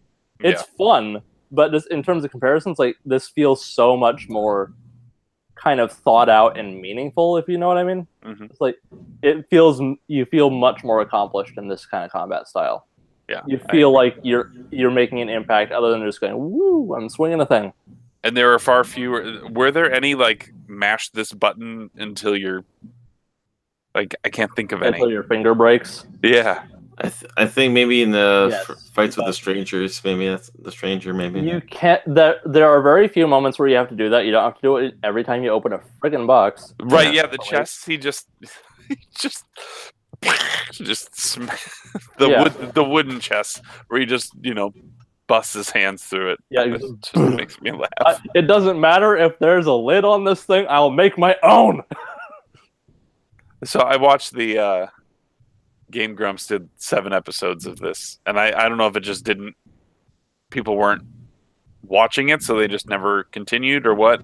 But it was fun, kind of going back and reliving that first hour and a half of the game or so. And they made pretty good progress. So like that's kind of where I was gauging like how far is he, right? If he's met, or if he just had the fight with the stranger, like he's in like 45 minutes. Like he said he met Brock, I think. Yeah, I mean, like, yeah, he definitely got to Brock, and then it sounds like he really didn't bother going much further beyond that. And Brock's great, and Sindri's great, and they're all fantastic. What? No, that's Sindri. I just no, said it's, 2 words. no, but Sindri is just he gets Spoiling sick that one another time. character appears. Is this blood on this thing? Oh, okay, now I get it. Yeah. I thought you were trying to ward us away from spoiling something. No, that's not it. I liked him. Like, it's a word that doesn't mean anything. Oh, you got blood on this? Yeah. I'm gonna be sick. Yeah, that was fun. So the characters in this game are fantastic, which is not something you usually say about God of War. Right. Athena! No shade to the other games. It's just like there's not a whole hell of a lot of characterization going on there. Right. And where are they going? Where they could go with this? I like that they kind of don't go too deep into the Nordic gods yet, because No. I like that this is like a starting point for it, because they just get your, I guess to me they just get your your taste buds going for it. If yeah, it's an appetizer. A really long appetizer. Yeah, here's the thing that's great about it, and this is like mild spoiler, is this is a game set in Viking kind of setting, like Norse gods, that does not go right to Thor. Or Odin. Like, or Odin. It's like they're part of the plot. They're referenced. There's the Odin spies and everything, like the little birds they have to pick out. Ravens or whatever the hell. Crows. Either way, but like they never become like the main feature. Which is fantastic. Yeah. And just kind of the dynamic and the way it ties into just kind of the emotional feel with who does end up making themselves the main villain. It's just like in the counterpoint. I can't get into that without getting like detailed story spoilers. But, like, you know what I mean, though. Yeah. Like the way that character arc plays out, and what it makes you think of, and what it means just in context of the journey. That was great. Yeah. And just that final moment, like when everything's concluded, just the one more word. That was great. I love this fucking game. Those are good times. Yeah. I didn't like some of the puzzles either, just to say something negative. Like, just as a critique. Like, I didn't love everything about it, but just on the whole, so good. This is exactly what God of War and other Melee games needed. And I was so glad to see the Souls influence, because it's just like, I love that style, but I don't want to get my ass handed to me every 5 minutes sometimes. I just want to play a freaking game, which, like... It's an approachable Souls. Yeah, it's like, they take what's good about that without kicking your ass for it. Yeah. Like, I love the systems in Dark Souls, but I can't beat them mostly. It's like, I'm not into it and I'm not going to try it, or that I can't. It's like, I'm not in the mood for that very frequently. I'm not in the mood for that challenge. Sometimes I just want to play something and have fun. Like, and people do have fun with those games. I'm not saying they don't, but it's a different mood. It's a different approach and a different kind of style. Right. Which is why I like kind of going for games like Lords of the Fallen, where it's that but less severe, and that kind of has a Darksiders feel to it too. So that kind of I like that. But and I liked a bit of what I played of the Surge too. Kind of same company, I think. But they're like, they have that. They're also hard, but they're not as hard. Like, they give you a challenge that they don't like. It's not like NES hard, where it's just like it's nearly impossible at moments, and it just frustrates you at a certain point.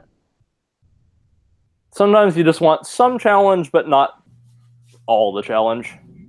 Yeah, like this game, like I looked forward to getting back to it. So did I. Like it was hard to go away from it. Yeah, there's also that. Like the loop was so easy to kind of get on to the next thing.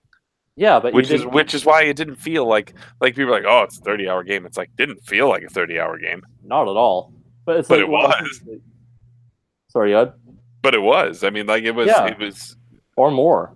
Yeah, absolutely. I mean, and I didn't even bother, going after the 12 or 13. Yeah. I didn't one or two of those. Yeah, I think I came across one, and then that took me an hour. Yeah, they added New Game Plus recently too. I saw that yesterday, which is tempting, even though I still have a whole lot to do. I beat the game, and there's so much more I could go back and do. It's great. Yeah, well, and yes, the entire world has been set up. There's entire sections of that, that are closed. Mm-hmm. And well, they said there ain't gonna be, I guess, story DLC. So I guess Great. So those don't do any. Yeah. So I wonder if that will be like held off for the next one, basically. Yeah, and people kind of went ugh when they heard like they were planning on potentially like 5 more, and it's like you hear that and it's like that sounds like a little much, and then you play it and you're like, give me all of it. Just I don't care. Right. As many as you're willing to make. Yeah, there were 6. There were 6 or better. There were 6 previous. There were 6 previous games before this one, so all in the Greek world. So yeah, sure, do another 5 in this world. I don't want them to go too far. I want them to tell their story to a satisfying conclusion. But if they have that plotted out in such a way that they could make 5 more and not get dull, great. Mm-hmm. And you could reuse most of it for all I care, as long as it's interesting. Like that hub up to each gate can be the same. Beyond the gates that we haven't been to, right? Yeah. Or you have some cataclysm or something, or I mean, can you imagine Ragnarok fitting into this whole thing? Like, I hope your progression from this game would carry over too. That'd be kind of cool. Like what you've learned, your armor, maybe the stuff you learned, or your move set. Well, but even God of War 2 though had that moment where you get everything stripped. You get things stripped away. Yeah, right. Hit the Metroid button. That's right. Which it's like that would be a minor grievance if they did that. It's like I won't really care. It's not like as severe as it's like I'll get it back and I'll be even more powerful by the time I'm done. Yeah. It's the Mega Man X thing, right? Yeah, you keep having to get your armor over and over again. But yeah, well, or the like you see what Zero's capable of, and then you're like, yeah, someday I'm gonna be like that guy. Yeah. Someday I'm gonna beat Boba Fett. That's right. And it's gonna be easy because I'm gonna be super powerful. Yeah, but man, I just like how games are reinventing themselves right now, but also getting kind of back to that core feel of just satisfying gameplay and just the original kind of mood, but in a new way. Like the 3 pillars of that kind of movement to me are God of War, Doom, Resident Evil 7. Where it's like they take stock of what they've done so far, what people liked originally, and what can we do now to get that back and also move forward in a new way. Yeah. Yeah, it's like it feels classic, but it's new.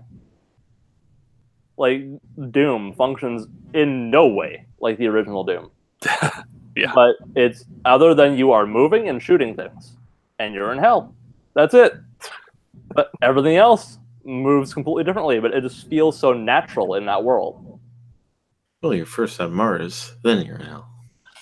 And then back on Mars. And then back in hell. Yeah, but Resident Evil 7 did the thing where that's the only one out of these 3 I still need to play. Yeah, I haven't played it either. Yeah, but it's just kind of like they go back to that original mood of the first Resident Evil, but they make it actually scary rather than campy. Yeah. But, which is kind of like they give you kind of Silent Hill without meaning to, in a way.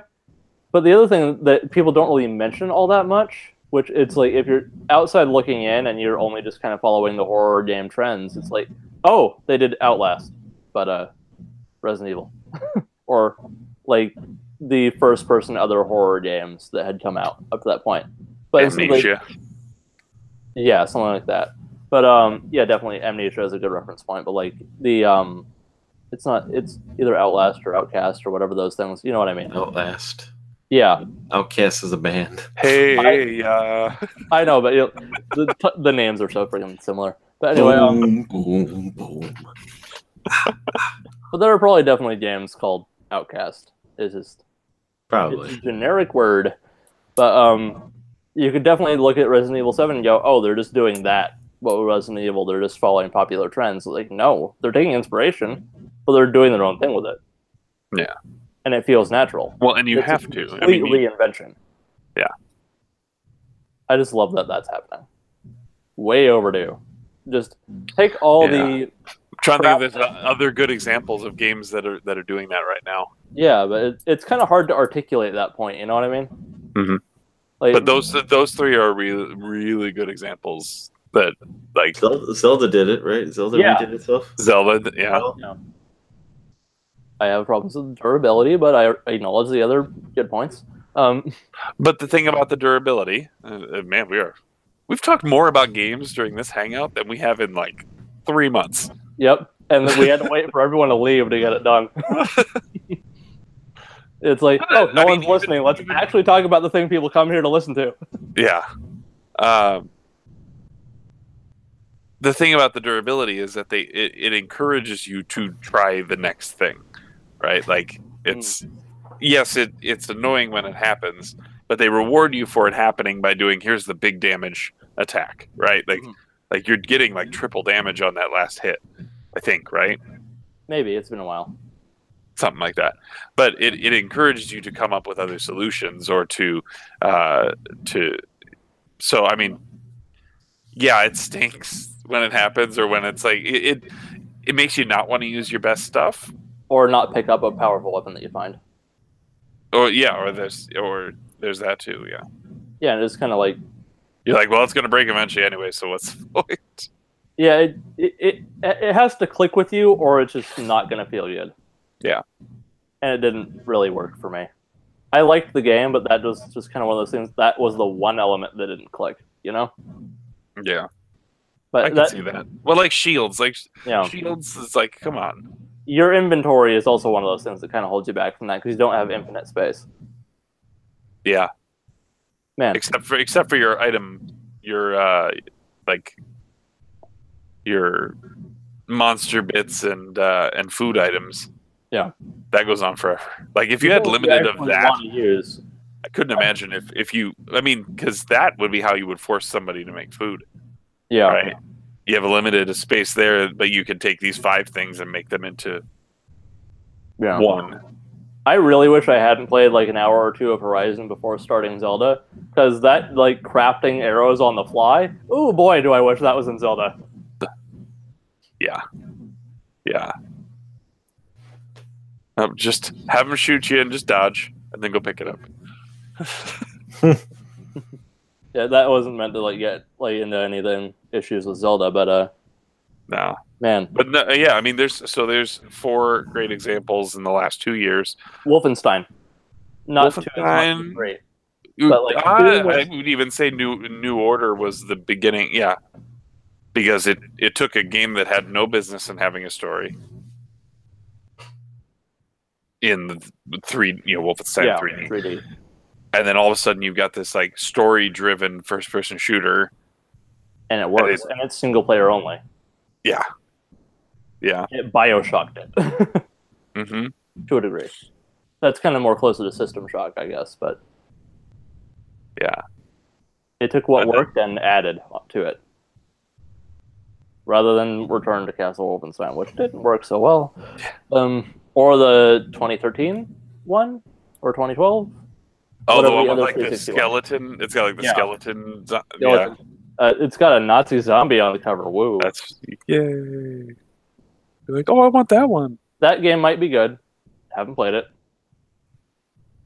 That was the last one before Machine Games got their hands on it, right? Yeah.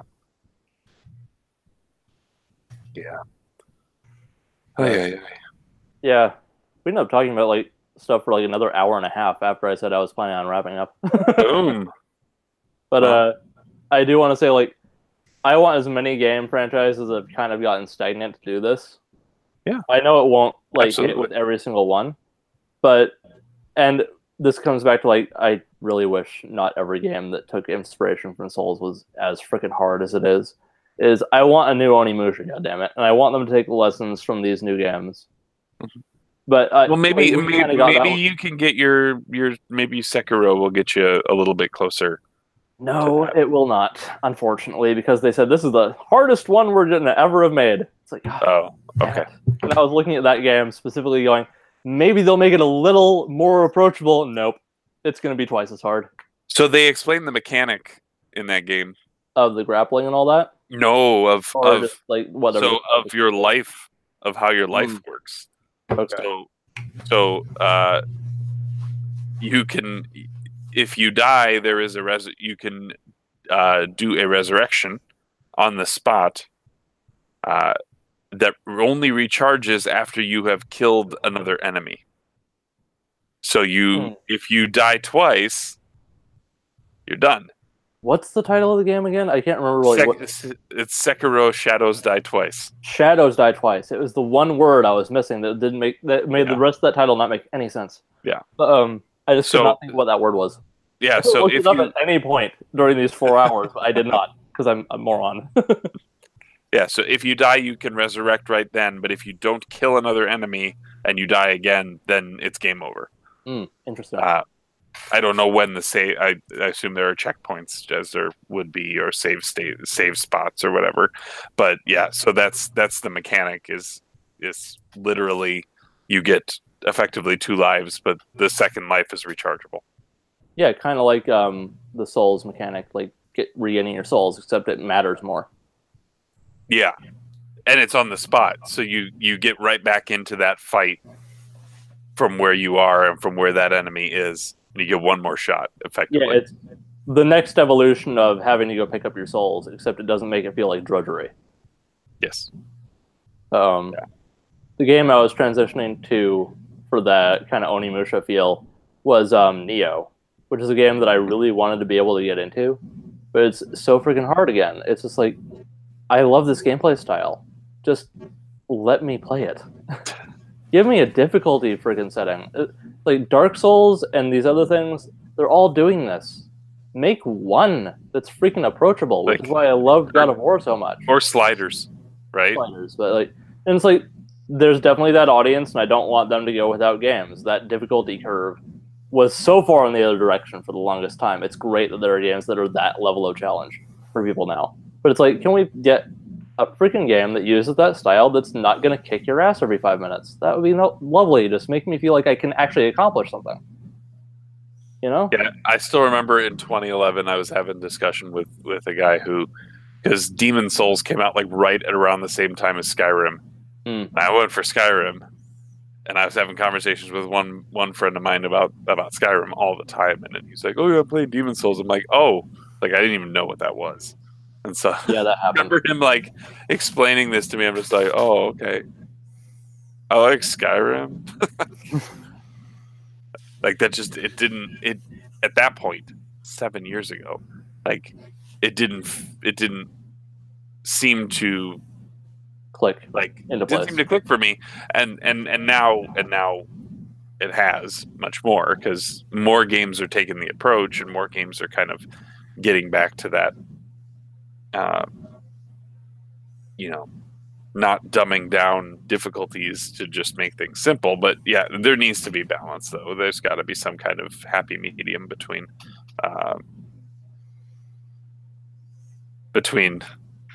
the Dark Soulsiest of Dark Souls games and some little hand-holdy thing. Yeah, it's like there needs to be a difference between Super Lucky's Tale and Bloodborne.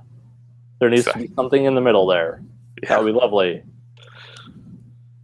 Yeah. All right, guys. Blue Tycoon. Yeah.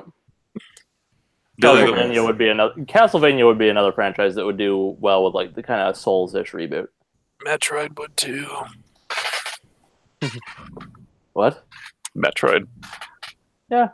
I'd kind of rather just kind of go back to Metroid Prime style. Oh, sure. Because that just worked super well. It does, but I think it'd be interesting. It could definitely be. Maybe that series needs a full on, Kicking the pants. reset. This franchise needs an enema. Oh, believe me, but if you change Metroid, then you're gonna get the people. Oh, this is my Metroid, and this is my Metroid, and I've already been playing gotten that, Super Metroid forever. And We've Childhood already gotten ruin. 5 times. That's right. Like we got that with Metroid Prime 1, probably 2 and 3. We got that with Other M, Federation Force. Federation Force. all they do is ask for a Metroid game, and then when they get a Metroid game, this isn't Super Metroid. That's all that always happens. That's why I'm always fine with saying no. We don't need any more Metroid games because that's all I get from Metroid. Well, fans and now every like time. everything is Metroid game. Like all the indie games are Metroid games. Yeah. Like, And you get a Metroid, and you get a Metroid. that's right. All right. All right, Okay. I'm done. We Wreck went me, way over guys. time, but we had a good conversation. Hopefully, people actually watched to this point, or at least skipped to it. Maybe. Derek loves listening to this part, so Yeah, Yeah. tweet out and let people know that we Enjoy, Derek. actually talked about something eventually. Yeah, and then it wasn't just us picking on Kevin. Yeah. Yeah, we leave didn't that part in. let the That good part's conversation. Let the good Yeah. conversation. important. Mhm. Yeah, it did. So Thanks, we could Kevin.